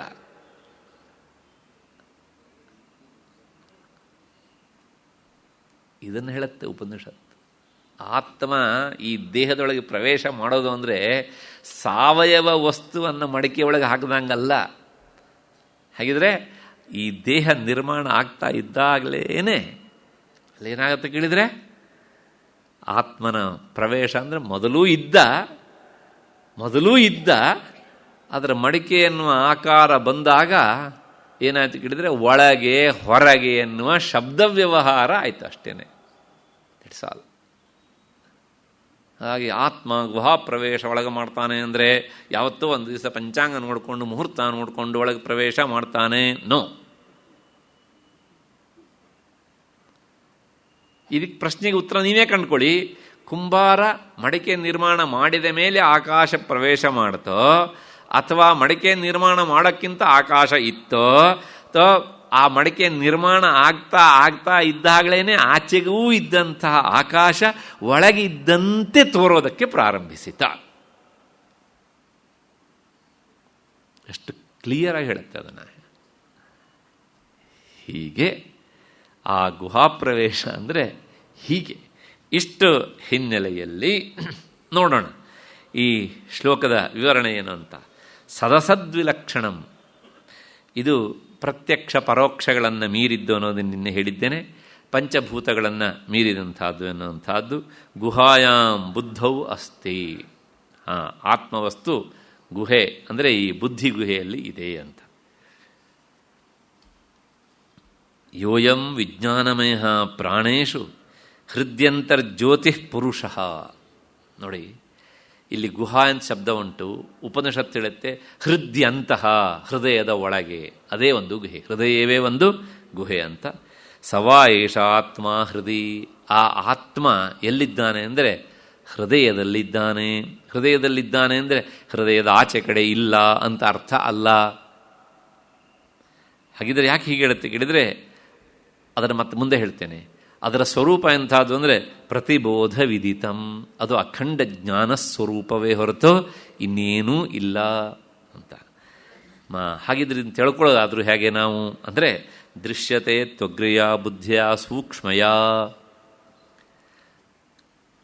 ಏಕಾಗ್ರ ಅಂತ ಶಬ್ದ ಹೇಳ್ತೇವಲ್ಲ, ಅದನ್ನೇ ಇಲ್ಲಿ ಹೇಳ್ತೇವೆ, ಉಪನಿಷತ್ತು ಹೇಳುತ್ತೆ. ಇದೆಲ್ಲ ಉಪನಿಷತ್ತಿನ ಶಬ್ದ. ದೃಶ್ಯತೆ ನಿನಗೆ ಅನುಭವಕ್ಕೆ ಬರುತ್ತೆ. ಅಗ್ರ್ಯಯ ಬುದ್ಧಿಯ ಅಂದರೆ ನಿನ್ನ ಬುದ್ಧಿಯನ್ನು, ಅಗ್ರ ಅಂದರೆ ತುದಿ, ಅದನ್ನು ಶಾರ್ಪ್ ಮಾಡಬೇಕು. ಮತ್ತೆ ಮತ್ತೆ ಅಂದರೆ ಸೂಕ್ಷ್ಮಗೊಳಿಸಬೇಕು. ಸೂಕ್ಷ್ಮವಾದ ಬುದ್ಧಿಗೆ ಅದು ಅನುಭವಕ್ಕೆ ಬರುತ್ತೆ ಅಂತ. ಯಾಕೆ ಕೇಳಿದರೆ ಹಾಗಿದ್ರೆ ಬುದ್ಧಿ ಇಲ್ಲದೆ ಅದನ್ನು ತಿಳ್ಕೊಳ್ಳೋಕ್ಕಾಗಲ್ವಾ? ನೋ, ಬುದ್ಧಿ ಇಲ್ಲದೆ ಅದನ್ನು ತಿಳ್ಕೊಳ್ಳೋದಕ್ಕೆ ಆಗೋದೇ ಇಲ್ಲ. ಅದನ್ನೇ ಉಪನಿಷತ್ತು ಮತ್ತೆ ಮತ್ತೆ ಹೇಳುತ್ತೆ.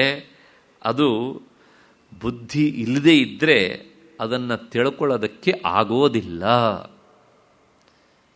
ಇಷ್ಟೆಲ್ಲ ವಸ್ತುಗಳಿವೆಯಲ್ಲ, ಯಾಕೆ ಬುದ್ಧಿಯೇ ಬೇಕು? ಕೈಯಿಂದ, ಕಾಲಿಂದ, ಕಣ್ಣಿಂದ, ಕಿವಿಯಿಂದ, ಚರ್ಮದಿಂದ? ನೋ, ಆಗೋದಿಲ್ಲ. ಅದಕ್ಕೊಂದು ದೃಷ್ಟಾಂತ ಕೊಡುತ್ತೆ. ಹೇಗೆ ಕೇಳಿದರೆ ದರ್ಪಣಮಯ ಮುಖಸ್ಯ ಅಂತ ಗುರುಗಳ ಭಾಷ್ಯ. ಪ್ರಪಂಚದಲ್ಲಿ ಎಷ್ಟೆಲ್ಲ ವಸ್ತುಗಳಿವೆ, ಆದರೆ ಇದ್ದ ಆ ಯಾವ ವಸ್ತುಗಳಾದರೂ ಸಹ ನಮ್ಮ ಮುಖವನ್ನು ಹಿಡಿದು ತೋರಿಸ್ತವ. ನಮ್ಮ ಮುಖ ನಾವು ನೋಡ್ಕೊಳ್ಬೇಕು ಅಂದರೆ ಕನ್ನಡಿಗೇ ಶರಣು ಹೋಗಬೇಕು. ಹಾಗಾಗಿಯೇ ಬುದ್ಧಿಗುಹೆಯಲ್ಲಿಯೇ ಆತ್ಮನ ಅನುಭವ ಆಗತ್ತೆ. ಅನುಭವ ಆಗತ್ತೆ ಅಂದ ಮಾತ್ರಕ್ಕೆ ಆಚೆ ಕಡೆ ಇಲ್ಲ ಅಂತ ಇಲ್ಲ. ಅದಕ್ಕೋಸ್ಕರ ಉಪನಿಷತ್ತು ಹೇಳುತ್ತೆ ಏನು ಅಂದರೆ, ಅದು ವಾಸ್ತವಿಕವಾಗಿ ಮಿಕ್ಕ ಈ ಬುದ್ಧಿ ನಿಜವಾಗಿ ಇರುವುದೇ ಬೇಡದೇ ಇರುವಂತಹ ಕೊಳಕು ಸರಕುಗಳನ್ನು ತುಂಬಿಕೊಳ್ಳುವುದಕ್ಕಲ್ಲ, ಅದು ಇರುವುದೇ ಆತ್ಮವಸ್ತುವನ್ನು ಹಿಡಿದು ತೋರಿಸುವುದಕ್ಕೆ. ಹಾಗಿದ್ರೆ ನಮಗೆ ತೋರೋದಿಲ್ವಲ್ಲ ಅಂದರೆ, ಕನ್ನಡಿಯನ್ನು ತೊಳೆದೇ ಎಷ್ಟು ದಿವಸ ಆಯಿತು, ಎಷ್ಟು ವಾರ ಆಯಿತು, ಎಷ್ಟು ತಿಂಗಳಾಯಿತು, ಎಷ್ಟು ವರ್ಷ ಆಯಿತು, ಇಲ್ಲ ಎಷ್ಟು ಜನ್ಮ ಆಯಿತು. ಪೂರ್ತಿ ಅಜ್ಞಾನ ಎನ್ನುವಂಥ ಕೊಳೆ ಕಟ್ಟಿದ್ರಿಂದ ಆ ಕನ್ನಡಿಯಲ್ಲಿ ಮುಖ ಕಾಣೋದಿರಲಿ, ಅದು ಕನ್ನಡಿ ಅಂತಲೇ ನಮಗೆ ಅನುಭವಕ್ಕೆ ಬರುವುದಿಲ್ಲ. ಅಷ್ಟರ ಮಟ್ಟಿಗೆ ಬೇಡದ ಕೆಟ್ಟ ಸಂಸ್ಕಾರಗಳು ಎನ್ನುವಂಥ ಪಾಚಿ ಕಟ್ಟಿಬಿಟ್ಟಿದೆ. ಹಾಗಾಗಿ ಆ ಆತ್ಮವಸ್ತು ಎಲ್ಲ ಕಡೆಗೆ ಇದ್ರೂ ಸಹ ಬುದ್ಧಿ ಶುದ್ಧವಾದರೆ ಶುದ್ಧವಾದ ಬುದ್ಧಿ ಹಿಡಿದು ತೋರಿಸುತ್ತೆ. ಅದಕ್ಕೋಸ್ಕರ ಕಾಳಿದಾಸ ಒಂದು ಮಾತು ಹೇಳ್ತಾನೆ. ಅವನು ನೋಡಿ, ಕವಿ ಈ ಶ್ಲೋಕಕ್ಕೆ ಅತ್ಯಂತ ಹತ್ತಿರವಾದ ಮಾತನ್ನು ಹೇಳ್ತಾನೆ. ಶುದ್ಧ ಹಿ ಬುದ್ಧಿ ಕಿಲ ಕಾಮಧೇನು. ಶುದ್ಧವಾದ ಬುದ್ಧಿ ಅದು ಕಾಮಧೇನು. ಕಾಮಧೇನು ಅಂದ್ರೇನು? ಅದು ಅಮೃತವನ್ನು ಅಥವಾ ಕೇಳಿದ್ದೆಲ್ಲವನ್ನೂ ಕೊಡುವಂಥ ಒಂದು ಹಸು ಅಂತ ಕಾವ್ಯದ ಭಾಷೆಯಲ್ಲಿ. ಅದು ಸಿಕ್ಕ ಮೇಲೆ ಇನ್ನೇನು ಬೇಡ. ಇಲ್ಲಿ ಯಾವುದು ಕೇಳಿದರೆ ನಮ್ಮ ಬುದ್ಧಿಯೇ. ಎಂಥ ಬುದ್ಧಿ? ಶುದ್ಧವಾದ ಬುದ್ಧಿ, ಅದು ಕಾಮಧೇನು, ಕೇಳಿದ್ದೆಲ್ಲವನ್ನು ಕೊಡುತ್ತೆ. ಮನುಷ್ಯನಿಗೆ ಕೇಳಿದ್ದೆಲ್ಲವನ್ನೂ ಕೊಡ್ತಾ ಹೋದಾಗ ಸಾಕು ಅಂತ ಭಾವನೆ ಬರುತ್ತಾ? ಇಲ್ಲ. ಆತ್ಮ ವಿಷಯಕ ಜ್ಞಾನ ಸಿಕ್ಕಾಗ ಮಾತ್ರ ಅಲಂಭಾವ ಬರುತ್ತೆ. ಅಂತಹ ಅಲಂಭಾವವನ್ನು ತಂದುಕೊಡುವಂತಹ ಬುದ್ಧಿ ಯಾವುದು ಕೇಳಿದರೆ ಶುದ್ಧಾಹಿ ಬುದ್ಧಿ, ಪರಿಶುದ್ಧವಾದ ಬುದ್ಧಿ. ಯಾಕೆಂದರೆ ಪರಿಶುದ್ಧ ಬುದ್ಧಿಯಲ್ಲಿ ತನ್ನ ನಿಜಸ್ವರೂಪ ಅನುಭವಕ್ಕೆ ಬರುತ್ತೆ. ಆಗ ಸಾಕು ಅಂತ ಅನಿಸುತ್ತೆ. ಆಗ ಇದ್ದ ಬುದ್ಧಿ ಸಾರ್ಥಕ ಆಗತ್ತೆ. ಅದು ಪರಿಶುದ್ಧವಾದಂಥ ಕಾಮಧೇನು. ಆ ಕಾಮಧೇನು ಹೇಗೆ ಕೇಳಿದ್ದೆಲ್ಲವನ್ನೂ ಕೊಡುತ್ತೋ, ನಿನ್ನ ನಿಜಸ್ವರೂಪವನ್ನು ತೋರಿಸುವ ಆ ಬುದ್ಧಿ ಕಾಮಧೇನು ಅಲ್ಲದೆ ಇನ್ನೇನು? ಅದೇ ನಿಜವಾದ ಕಾಮಧೇನು. ಲೋಕದ ದೃಷ್ಟಿಯಲ್ಲಿ ಅವನೊಬ್ಬ ಸಾಮಾನ್ಯ ಕವಿ, ಆದರೆ ಆ ಕಾವ್ಯದ ಮಧ್ಯೆಯಲ್ಲಿ ವೇದಾಂತವನ್ನು ಹೇಗೆ ಪುಣಿಸ್ತಾನೆ ನೋಡಿ ಅವನು. ಶುದ್ಧಾಹಿ ಬುದ್ಧಿ ಕೀಲ ಕಾಮಧೇನು. ಹೀಗೆ ಆ ಆತ್ಮವಸ್ತು ಎಲ್ಲ ಕಡೆಗೆ ಇದ್ರೂ ಸಹ ಅದು ಆ ಬುದ್ಧಿಯಲ್ಲೇ ಅನುಭವಕ್ಕೆ ಬರೋದು. ಅದಕ್ಕೋಸ್ಕರ ನೋಡಿ, ಬುದ್ಧಿ ಇಲ್ಲ ಅಂತ ಆದರೆ ನಮಗೆ ಆತ್ಮನ ನಾನಿದ್ದೇನೆ ಅನ್ನುವ ಅರಿವಿಲ್ಲ. ಹೇಗೆ ಅಂದರೆ, ಗಾಢ ನಿದ್ರಾವಸ್ಥೆಯಲ್ಲಿ ಬುದ್ಧಿ ಏನಾಗುತ್ತೆ ಕೇಳಿದರೆ, ಅವ್ಯಕ್ತದಲ್ಲಿ ಮಾಯೆಯಲ್ಲಿ ಬೀಜರೂಪವಾಗಿ ಕುಳಿತು ಬಿಡುತ್ತೆ. ಹೀಗೆ ಎಕ್ಸ್ಪೆಂಡ್ ಆದಂಥದ್ದು ಹೀಗೆ ಮುದುರ್ಕೊಂಡು ಬಿಡುತ್ತೆ. ಮುದುರ್ಕೊಂಡು ಮಾಯೆಯಲ್ಲಿ, ಮಾಯೆ ಅಂದರೆ ಅಜ್ಞಾನ, ಅದರಲ್ಲಿ ಲಯ ಆಗಿಬಿಡುತ್ತೆ. ಹಾಗಾಗಿ ಅದರ ಒಳಗೆ ಇರುವಂತಹ ಬುದ್ಧಿ, ಒಳಗೆ ಇರುವಂತಹ ಚೈತನ್ಯ ವಸ್ತು ಅದು ಪ್ರತಿಫಲನ ಆಗೋಲ್ಲ, ಹೊರಹೊಮ್ಮೋದಿಲ್ಲ. ಅಲ್ಲಿ ಏನು ಹೇಳ್ದಂಗಾಯಿತು? ಬುದ್ಧಿ ಇದ್ದರೆ ಆತ್ಮವಸ್ತುವಿನ ಅನುಭವ, ಬುದ್ಧಿ ಇಲ್ಲದೆ ಇದ್ದರೆ ಆತ್ಮವಸ್ತುವಿನ ಅನುಭವ ಇಲ್ಲ. ಹಾಗಾಗಿ ಜಾಗ್ರದ ಅವಸ್ಥೆಯಲ್ಲಿ ನಮಗೆ ನಾನಿದ್ದೇನೆ ಅನ್ನೋ ಅನುಭವ ಉಂಟು. ಸ್ವಪ್ನಾವಸ್ಥೆಯಲ್ಲಿ ಆತ್ಮವಸ್ತುವಿನ ಇರುವಿಕೆಯಿಂದ ಮನಸ್ಸೇ ಅದನ್ನು ಮತ್ತೆ ಪುನಃ ಜೆರಾಕ್ಸ್ ಕಾಪಿ ಮಾಡಿ ತೋರಿಸ್ತಾ ಇರುತ್ತೆ. ಗಾಢ ನಿದ್ರಾವಸ್ಥೆಯಲ್ಲಿ ಆತ್ಮವಸ್ತು ಇದ್ರೂ ಬುದ್ಧಿ ಸೂಕ್ಷ್ಮ ಭಾವ ಹೊಂದಿದ್ರಿಂದ ಅದು ಅನುಭವಕ್ಕೆ ಬರುವುದಿಲ್ಲ. ನಾನು ಎನ್ನುವ ಅನುಭವ ಗಾಢ ನಿದ್ರಾವಸ್ಥೆಯಲ್ಲಿ ಇರುವುದಿಲ್ಲ. ಇರತ್ತ ನೋಡಿ, ಪರೀಕ್ಷೆ ಮಾಡಿಕೊಂಡು. ಇಲ್ಲ, ಆತ್ಮವಸ್ತು ಇಲ್ಲ ಅಂತಲ್ಲ, ಯಾವುದಿಲ್ಲ, ಅದನ್ನು ಹಿಡಿದು ತೋರಿಸುವ ಬುದ್ಧಿ ಅದು ಲಯವಾಗಿ ಬಿಡುತ್ತೆ ಅಲ್ಲಿ ಅವ್ಯಕ್ತದಲ್ಲಿ. ಹಾಗಾಗಿ ಸುಷುಪ್ತವು ಬುದ್ಧ್ಯಭಾವೇನ ದುರ್ಗ್ರಹತ್ವಾತ್ ಸ್ವರೂಪಸ್ಯ. ಹಾಗಿದ್ರೆ ಬುದ್ಧಿಯಲ್ಲಿ ತೋರುತ್ತೆ ಅಂದರೆ ಈಗ ಇನ್ನೊಂದು ಸಂಶಯ. ಇದು ಬುದ್ಧಿ, ಈ ಬುದ್ಧಿಯಲ್ಲಿ ಆತ್ಮವಸ್ತು ತೋರುತ್ತೆ ಅಂತನಾ? ಅಂದರೆ ಆತ್ಮವಸ್ತುವಿಗೆ ಆಧಾರ ಬುದ್ಧಿ ಅಂತನಾ? ಅಲ್ಲ. ಸರ್ವಾಧಾರ ಆತ್ಮವಸ್ತು ಅಂತ ಆದಮೇಲೆ ಅದು ಹೇಗಿದೆ ಕೇಳಿದರೆ, ಬುದ್ಧಿಯೂ ಆತ್ಮವಸ್ತುವಿನಲ್ಲಿಯೇ ಇರುವಂಥದ್ದು, ಹೌದು ತಾನೆ? ಆದರೆ ಅದು ಹೀಗೆ ವಿಕಾಸಗೊಂಡಾಗ ಆತ್ಮವಸ್ತುವಿನ ಅನುಭವ ಬರುತ್ತೆ, ಅದು ಮುದುಡಿಕೊಂಡಾಗ ಅನುಭವಕ್ಕೆ ಬರೋದಿಲ್ಲ. ಹೇಗೆ ಅಂದರೆ, ಲೋಕದಲ್ಲಿ ಒಂದು ಶಬ್ದ ಉಂಟು, ಬಂಡೆಯ ಮೇಲೆ ಮರ ಇದೆ ಅಂತ. ಬಂಡೆಯ ಮೇಲೆ ವಾಸ್ತವಿಕವಾಗಿ ಮರ ಇರುತ್ತಾ? ಹಾಗಿದ್ರೇನು? ಬಂಡೆಯ ಸನಿಹದಲ್ಲಿ ಮರ ಇರುತ್ತೆ. ಹಾಗೆ ಬುದ್ಧಿಯ ಸನಿಹದಲ್ಲಿ ಆತ್ಮವಸ್ತುವಿನ ಅನುಭವ ಆಗುತ್ತೆ ನಮಗೆ. ಹಾಗಾಗಿಯೇ ಬುದ್ಧಿಯಲ್ಲಿ ಆತ್ಮವಸ್ತುವಿನ ಅನುಭವ ಆಗತ್ತೆ ಎನ್ನುವಂಥ ಹಿನ್ನೆಲೆಯಲ್ಲಿ ಈ ಮಾತನ್ನು ಹೇಳಿತು. ಇದನ್ನು ಕೇಳಿ ಆದಮೇಲೆ ಇನ್ನೊಂದು ಸಂಶಯ ಬರುತ್ತೆ. ಅಲ್ಲ, ಬುದ್ಧಿ ಗುಹೆಯಲ್ಲಿ ಆತ್ಮನ ಪ್ರವೇಶ, ಆತ್ಮನ ಅನುಭವ ಆಗುತ್ತೆ ಅಂದರೆ, ಈ ಸ್ಥೂಲವಾದ ಶರೀರ ಒಂದು ಗುಹೆ, ಸೂಕ್ಷ್ಮ ಶರೀರ ಒಂದು ಗುಹೆ, ಇದು ಅನ್ನಮಯ ಕೋಶ, ಇದರೊಳಗೆ ಪ್ರಾಣಮಯ ಕೋಶ ಮತ್ತು ಮನೋಮಯ ಕೋಶ, ವಿಜ್ಞಾನಮಯ ಕೋಶ, ಒಳಗಿರುವಂಥದ್ದು ಆನಂದಮಯ ಕೋಶ ಅಲ್ವಾ?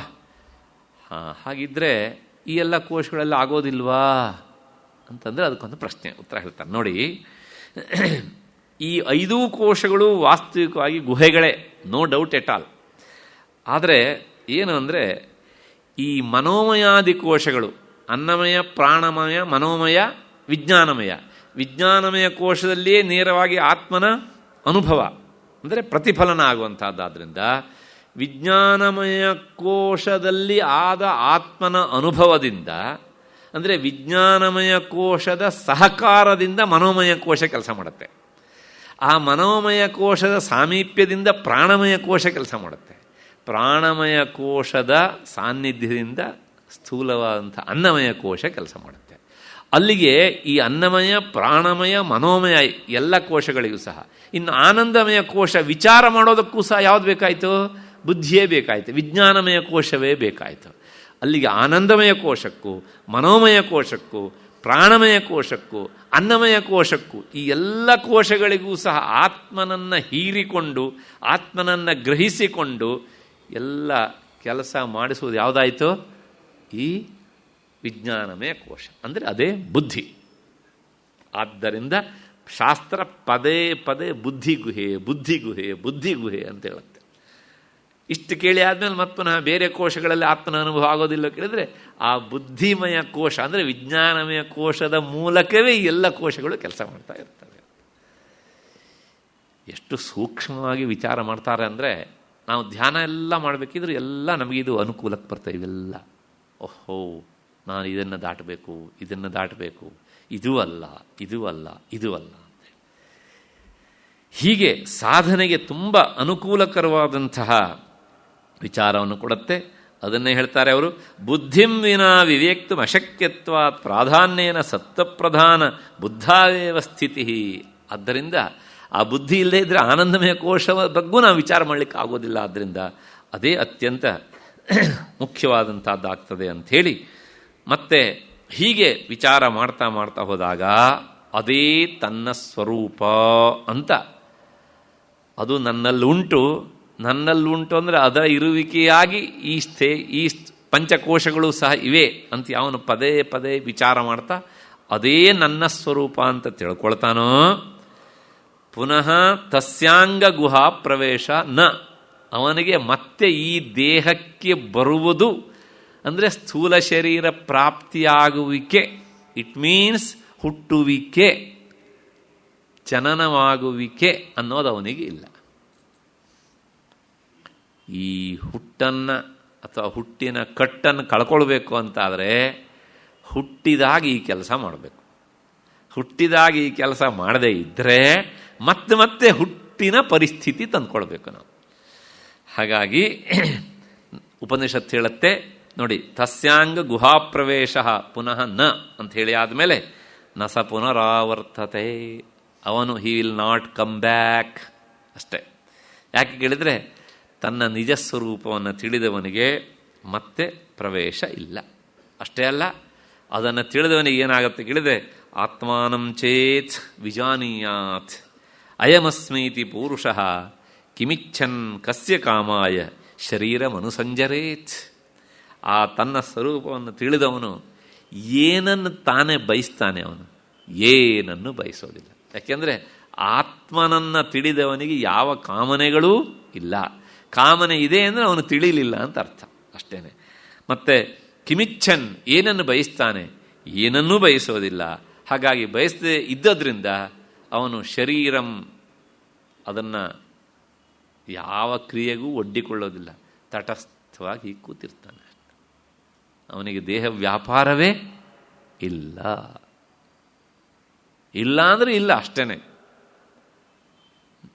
ಭಾಗವತದಲ್ಲಿ ಎಲ್ಲ ಮಾತುಗಳಿಗೆ ಒಂದೊಂದು ಕಥೆಯನ್ನು ದೃಷ್ಟಾಂತವಾಗಿ ಕೊಡ್ತಾರೆ. ವೇದಾಂತದ ಇಂತಹ ಉಪನಿಷತ್ತಿನ ಹಿನ್ನೆಲೆಯ ಮಾತಿಗೆ ನೋಡು, ಉಪನಿಷತ್ತಿನ ಮಾತು ಅದಕ್ಕೆ ಇವನು ಉದಾಹರಣೆ, ಉಪನಿಷತ್ತಿನ ಮಾತು ಇವನು ಅದಕ್ಕೆ ಉದಾಹರಣೆ. ಹೀಗೆ ಹಾಗಾಗಿ ತನ್ನ ದೇಹವನ್ನು ಅವನು ದುಡಿಸುವುದಿಲ್ಲ.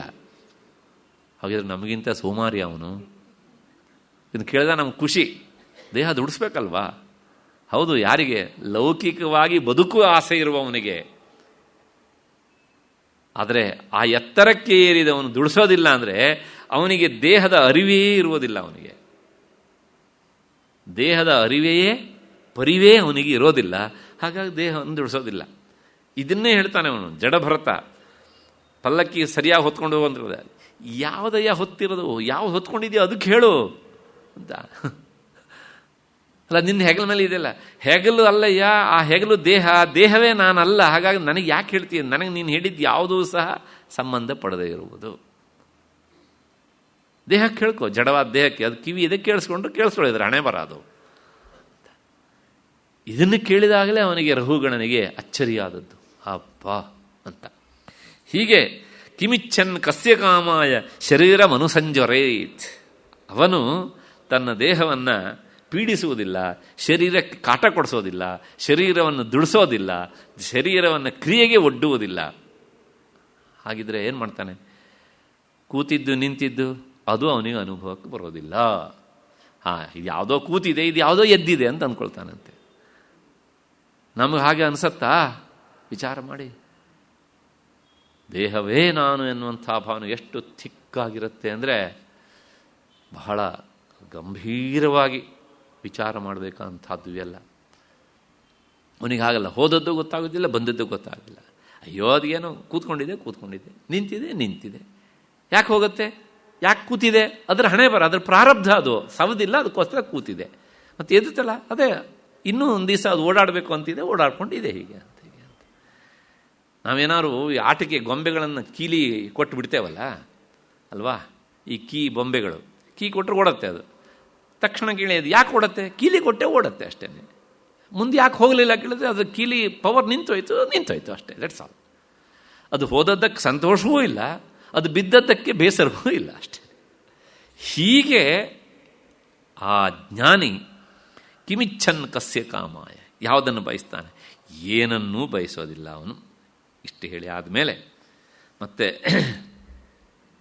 ಸುದೀರ್ಘವಾಗಿ ಚಿಂತನೆ ಮಾಡಿದ್ದಾಯಿತು. ಆ ಬ್ರಹ್ಮಾನುಸಂಧಾನದ ಧಾರಾರೂಪವಾದ ಚಿಂತನೆ ಅದಾದಮೇಲೆ ಏತಾವತಾ ಗ್ರಂಥೇನ, ಇಷ್ಟು ಹೊತ್ತಿನವರೆಗೆ ಆತ್ಮಾನಾತ್ಮ ವಿವೇಚನಂ, ವಿವೇಕ ಚೂಡಾವಣಿ 2ನೇ ಶ್ಲೋಕಕ್ಕೆ ಹೋಗಬೇಕು. 2ನೇ ಶ್ಲೋಕ ಮನಸ್ಸಿಗೆ ಬರ್ತಾ ಎಂದು ಅಂದ್ಕೊಂಡಿದ್ದೇನೆ. ಜಂತೂನಾಂ ನರಜನ್ಮ ದುರ್ಲಭಮತಃ ಪುಂಸ್ತಂ ತಥೋ ವಿಪ್ರತ ತಸ್ಮಾದ್ ವೈದಿಕ ಧರ್ಮ ಮಾರ್ಗಪರತಃ ವಿದ್ವತ್ವಂ ಅಸ್ಮಾತ್ ಪರಂ. 3ನೇ ಸಾಲು ಆತ್ಮಾನಾತ್ಮ ವಿವೇಚನಂ. ಆತ್ಮ ಅಂದರೆ ಏನು, ಅನಾತ್ಮ ಅಂದರೆ ಏನು ಅನ್ನೋದನ್ನು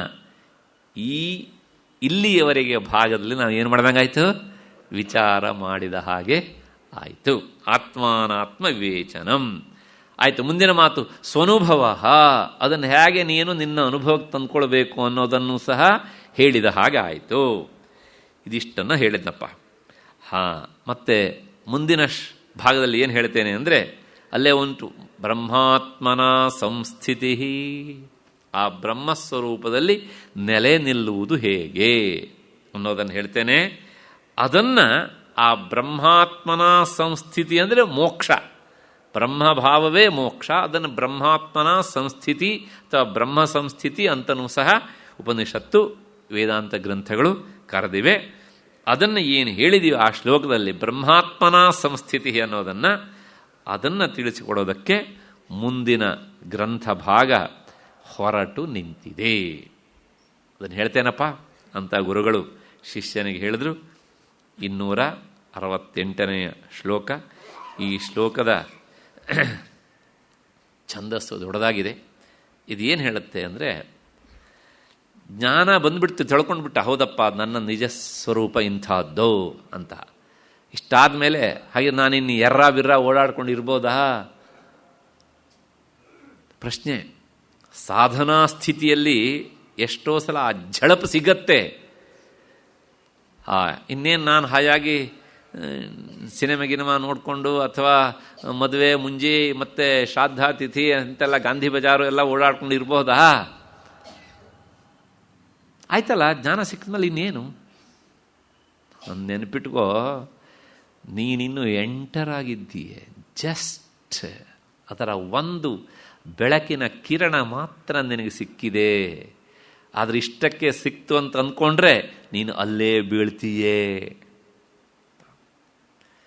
ಭಾಗವತದಲ್ಲಿ 5ನೇ ಸ್ಕಂಧದಲ್ಲಿ ಒಂದು ಮಾತನ್ನು ಪರೀಕ್ಷಿತ ಶುಕ ಮಹರ್ಷಿಗಳ ಹತ್ರ ಕೇಳ್ತಾನೆ. ಎಷ್ಟೋ ಜನ ಜ್ಞಾನಿಗಳು ಆ ಆತ್ಮಜ್ಞಾನವನ್ನು ಪಡೆದುಕೊಂಡ ಮೇಲೂ ಸಹ ಅವರು ಯಾಕೆ ಮತ್ತೆ ಪುನಃ ಲೌಕಿಕ ವ್ಯಾಪಾರದಲ್ಲಿ ತೊಡಗೋದಿಲ್ಲ? ಯಾಕೆ ಅವರು ತಮ್ಮ ಮನಸ್ಸನ್ನು ಹದ್ದುಬಸ್ತಿನಲ್ಲಿಯೇ ಇಟ್ಟುಕೊಂಡು ಯಾಕೆ ತಾವು ಪಡ್ಕೊಂಡ ಆ ಜ್ಞಾನದ ಸಾಧನೆಯಲ್ಲಿಯೇ ಮುಂದುವರಿತಾರೆ ಅಂತ? ಎಂಥ ಪ್ರಶ್ನೆ ನೋಡಿ. ನಮಗಿಂಥ ಪ್ರಶ್ನೆ ಎಲ್ಲ ಬರೋದಿಲ್ಲ. ಯಾಕೆ ಕಂಡುಕೊಂಡು ಆದಮೇಲೆ ಮತ್ತೆ ನಾವು ಬರ್ಬೋದಲ್ವ ಅವರು? ಹೇಗೂ ಅವ್ರಿಗೇನೂ ಆಗೋದಿಲ್ವಲ್ಲ. ಅದಕ್ಕೆ ಶುಕಾಚಾರ್ಯರು ಹೇಳ್ತಾರೆ, ಇಲ್ಲಪ್ಪ ಹಾಗಿಲ್ಲ. ಅವರು ತಮ್ಮ ಮನಸ್ಸನ್ನು ನಂಬುವುದಿಲ್ಲ. ಯಾಕೆ ನಂಬೋದಿಲ್ಲ ಅನ್ನೋದಕ್ಕೆ ಒಂದು ದೃಷ್ಟಾಂತ ಕೊಡ್ತಾರೆ ಅವರು. ಈ ಬೇಟೆಗಾರ ಏನು ಮಾಡ್ತಾನೆ ಅಂದರೆ, ಕೆಲವು ಸಲ ತನ್ನ ಬಾಣಗಳಿಂದ ಆ ಬೇಟೆ ವಸ್ತುವಾದ ಮೃಗಗಳನ್ನು ಹೊಡಿತಾನೆ. ಆ ಬಾಣದ ಏಟಿನಿಂದಾಗಿ ಕೆಲವು ಸಲ ಅವು ಹಾಗೇನೆ ಬಿದ್ದುಬಿಡ್ತವೆ. ಆದರೆ ಇವನು ಅವುಗಳನ್ನು ಎತ್ಕೊಳ್ಬೇಕು ಅಂತ ಹತ್ರ ಹೋಗೋಷ್ಟೊತ್ತಿಗೆ ಹಾಗೆ ಮೆತ್ತಿಗೆ ಎದ್ದು ಅಲ್ಲಿಂದ ಒಡೆ ಬಿಡ್ತೇವೆ ಅಂತ. ಅದಕ್ಕೋಸ್ಕರ ಅವನು ಏನು ಮಾಡ್ತಾನೆ ಕೇಳಿದರೆ, ಇವತ್ತು ಬೇಟೆ ಅನ್ನೋದು ನಗರದ ಜನರಿಗೆ ಗೊತ್ತಿಲ್ಲ, ಆದರೆ ಅವನೊಂದು 8-10 ನಾಯಿಗಳನ್ನು ಸಾಕ್ಕೊಂಡಿರ್ತಾನೆ. ಯಾವುದನ್ನು ತನ್ನ ಬಾಣಗಳಿಂದ ಹೊಡೆದಿರ್ತಾನೋ ಮುಂದಿನ ಕೆಲಸವನ್ನು ಆ ನಾಯಿಗಳಿಗೆ ಬಿಡ್ತಾನೆ ಅವನು. ಅವು ಹೋಗಿ ಅಟ್ಯಾಕ್ ಮಾಡ್ತವೆ ಅದರ ಮೇಲೆ. ಪೂರ್ತಿ ಅದನ್ನು ಇನ್ನಿಲ್ಲ ಅಂತ ಮಾಡಿ ಆದಮೇಲೆ ಅವು ಈಚೆ ಬರ್ತವೆ. ಅವು ಉದಾಹರಣೆಗೆ ಈ ಮಂಗಗಳನ್ನು ಹೊಡಿತಾರೆ ಅವರು, ಅದು ನೆಲಕ್ಕೆ ಬೀಳುತ್ತೆ, ಬಿದ್ದಿದ ತಕ್ಷಣ ಇವನು ಹತ್ತಿರ ಹೋಗೋಷ್ಟೊತ್ತಿಗೆ ಜಿಗಿದು ಬಿಡುತ್ತೆ ಅದಕ್ಕೆ ಅಂತ. ನಿಮಗೆ ಗೊತ್ತಿದೆ, ಅವು ಬಹಳ ಚುರುಕು ಪ್ರಾಣಿ. ಎಷ್ಟು ಚುರುಕು ಅಂದರೆ ಬೆಂಗಳೂರಲ್ಲಿರೋರಿಗೆ ಗೊತ್ತು. ಅವು ಟೆಲಿಫೋನ್ ವೈರ್ ಮೇಲೆ ನಮಗಿಂತ ಸಲೀಸಾಗಿ ನಡೀತವೆ ಅವು ಅಲ್ವಾ? ಅಷ್ಟೇ ಅಲ್ಲ, ನಮಗೆ ಎಳೆನೀರನ್ನು ಒಡ್ಕೊಂಡು ಕುಡಿಯೋದಕ್ಕೆ ಮಚ್ಚು ಎಲ್ಲ ಬೇಕು, ಯಾರು ಕತ್ತರಿಸ್ಕೊಡ್ಬೇಕು. ಅವುಗಳಿಗೆ ಹಾಗಲ್ಲ, ಅವೇ ಮರ ಹತ್ಬಿಟ್ಟು ಕ್ಲೀನಾಗಿ ಅದನ್ನು ಕುಡಿದ್ಬಿಟ್ಟು ನಮ್ಮ ತಲೆ ಮೇಲೆ ನೀಟಾಗಿ ಹಾಕ್ಬಿಡ್ತವೆ ಅಂತ. ನೋಡಿ, ಗಮನಿಸಬೇಕಿದೆ ಹೀಗೆ ಅಂತ. ಇಂತಹ ವಿಶಿಷ್ಟವಾದಂತಹ ಬುದ್ಧಿ ಇರುತ್ತೆ. ಹಾಗಾಗಿ ಇವೇನು ಮಾಡ್ತೇವೆ ಅಂದರೆ, ಅವನು ಹೊಡೆದಾಗ ಕೆಳಗೆ ಬೀಳ್ತವೆ, ಅವನು ಬಿದ್ದು ಹೇಗೂ ಇದು ಬಿತ್ತಲ್ಲ ಅಂತ ಇನ್ನೊಂದು ಕಡೆ ಗಮನ ಹರಿಸಿದ ಅಂದರೆ ತಕ್ಷಣ ಎದ್ದು ಓಡ್ಬಿಡ್ತವೆ ಅಂತ. ಹಾಗೆ ಒಬ್ಬ ಬೇಟೆಗಾರ ತಾನು ಬೇಟೆ ಆಡಿದ ಪ್ರಾಣಿಯನ್ನು ಹೇಗೆ ನಂಬುವುದಿಲ್ಲವೋ ಹಾಗೆ ಜ್ಞಾನಿಗಳಾದವರು ತಮ್ಮ ಮನಸ್ಸು ಎನ್ನುವಂತಹ ಈ ಬೇಟೆಯಾಡಿದ್ದನ್ನು, ಅಂದರೆ ಇಷ್ಟು ದಿವಸ ಹದಗೊಳಿಸಿದ್ದನ್ನು ಅವರು ಎಂದೂ ಸಹ ನಂಬುವುದಿಲ್ಲ. ಹಾಗೆ ನಂಬಿದರೆ ಏನಾಗುತ್ತೆ ಕೇಳಿದರೆ, ಮೇಲಕ್ಕೆ ಹೋಗಿ ಕೆಳಗೆ ಬಂದವರು ಎಷ್ಟೋ ಜನ ಇದ್ದಾರಲ್ಲ ನಮ್ಮ ಸುತ್ತಲೂ, ಹಾಗೆ ಇನ್ನೂ ಕೆಳಗೆ ಬರ್ತಾ ಇದ್ದಾರಲ್ಲ ಕೆಲವು ಜನ, ಹಾಗೆ ಆಗಿಬಿಡುತ್ತೆ. ಆದ್ದರಿಂದ ಜ್ಞಾನಿಗಳಾದವರು ತಮ್ಮ ಮನಸ್ಸನ್ನು ನಂಬುವುದಿಲ್ಲ. ಯಾಕೆ ಕೇಳಿದರೆ, ಜ್ಞಾನ ಅವನ ಸಾಧನೆಯಿಂದಾಗಿ ಹಂತ ಹಂತವಾಗ್ತಾ ಇರುತ್ತೆ. ಅದರಲ್ಲೊಂದು ತೊಡಕೆ ಏನಂತ ಹೇಳಿದರೆ, ಆ ಮನಸ್ಸಿಗೆ ಜ್ಞಾನವಾದದ್ದು ಈ ಜನ್ಮದಲ್ಲಿ, ಈ ಜನ್ಮದ ಪ್ರಾರಬ್ಧ ಕರ್ಮವಶಾತ್ ಅಲ್ಲೊಂದು ಬೆಳಕಿನ ಝಳಪು ಸಿಕ್ತು. ಆದರೆ ಆ ಮನಸ್ಸು ಹಿಂದಿನ ಜನ್ಮದಲ್ಲೂ ಇತ್ತೋ ಇಲ್ವೋ? ಇತ್ತು. ಹಿಂದೆ ಅದು ಎಲ್ಲ ಕೆಟ್ಟ ಸಂಸ್ಕಾರಗಳನ್ನು ಒಗ್ಗಿಸಿಕೊಂಡು ಅನುಭವಿಸಿಕೊಂಡು ಬಂದಿತ್ತೋ ಇಲ್ವೋ? ಬಂದಿತ್ತು. ಹಾಗಾಗಿ ಆ ಕರ್ಮ ಇಲ್ಲದಿದ್ರೂ ಸಹ ಕರ್ಮದ ವಾಸನೆ ಇರುತ್ತಲ್ಲ, ಬೀಜ ರೂಪದಲ್ಲಿ ಹಾಗೇನೇ ಇರುತ್ತೆ. ಬೀಜ ಇದೆ ಅಂದರೆ ಸಾಕು, ಅದು ಗರಿಕೆ ಹುಲ್ಲಾಗಿ ಎಷ್ಟೊತ್ತಿ ಮಳೆ ಬಿದ್ದು ಚಕ್ಕಂದು ಚಿಗುರ್ಬಿಡುತ್ತೆ. ಅದನ್ನೇ ಹೇಳ್ತಾರೆ ವಾಸನಾ ಅಂತ. ಆ ವಾಸನಾ ಕ್ಷಯ ಆದಾಗ ಅವನು ಪಡೆದುಕೊಂಡಂಥ ಜ್ಞಾನ ನಿಜವಾಗಿಯೂ ನಿಲ್ಲತ್ತೆ. ವಾಸನಾ ಕ್ಷಯ ಆಗದೇ ಇದ್ದರೆ ಪಡೆದುಕೊಂಡ ಜ್ಞಾನವೂ ಸಹ ಮತ್ತೇನಾಗುತ್ತೆ ಕೇಳಿದರೆ ಅದು ಕೆಳಕ್ಕೆ ಬಂದುಬಿಡುತ್ತೆ. ಹಾಗಿದ್ರೆ ವಾಸನಾಕ್ಷಯ ಹೇಗೆ ಆಗತ್ತೆ, ಏನು ವಾಸನೆ ಅಂದರೆ ಏನು, ಈ ಎಲ್ಲ ವಿಚಾರವನ್ನು ಶಿಷ್ಯ ಕೇಳ್ತಾನೆ. ನಾಳೆ 6 ಅದಕ್ಕೆ ಉತ್ತರವನ್ನು ಗುರುಗಳು ಕೊಡ್ತಾರೆ. ನೋಡೋಣ ಮುಂದಿನ 268ನೇ ಶ್ಲೋಕದಲ್ಲಿ. ಅಲ್ಲಿವರೆಗೆ ನಿಮಗೆಲ್ಲ ನಮಸ್ಕಾರ ಮತ್ತು ಕೃತಜ್ಞತೆಗಳು.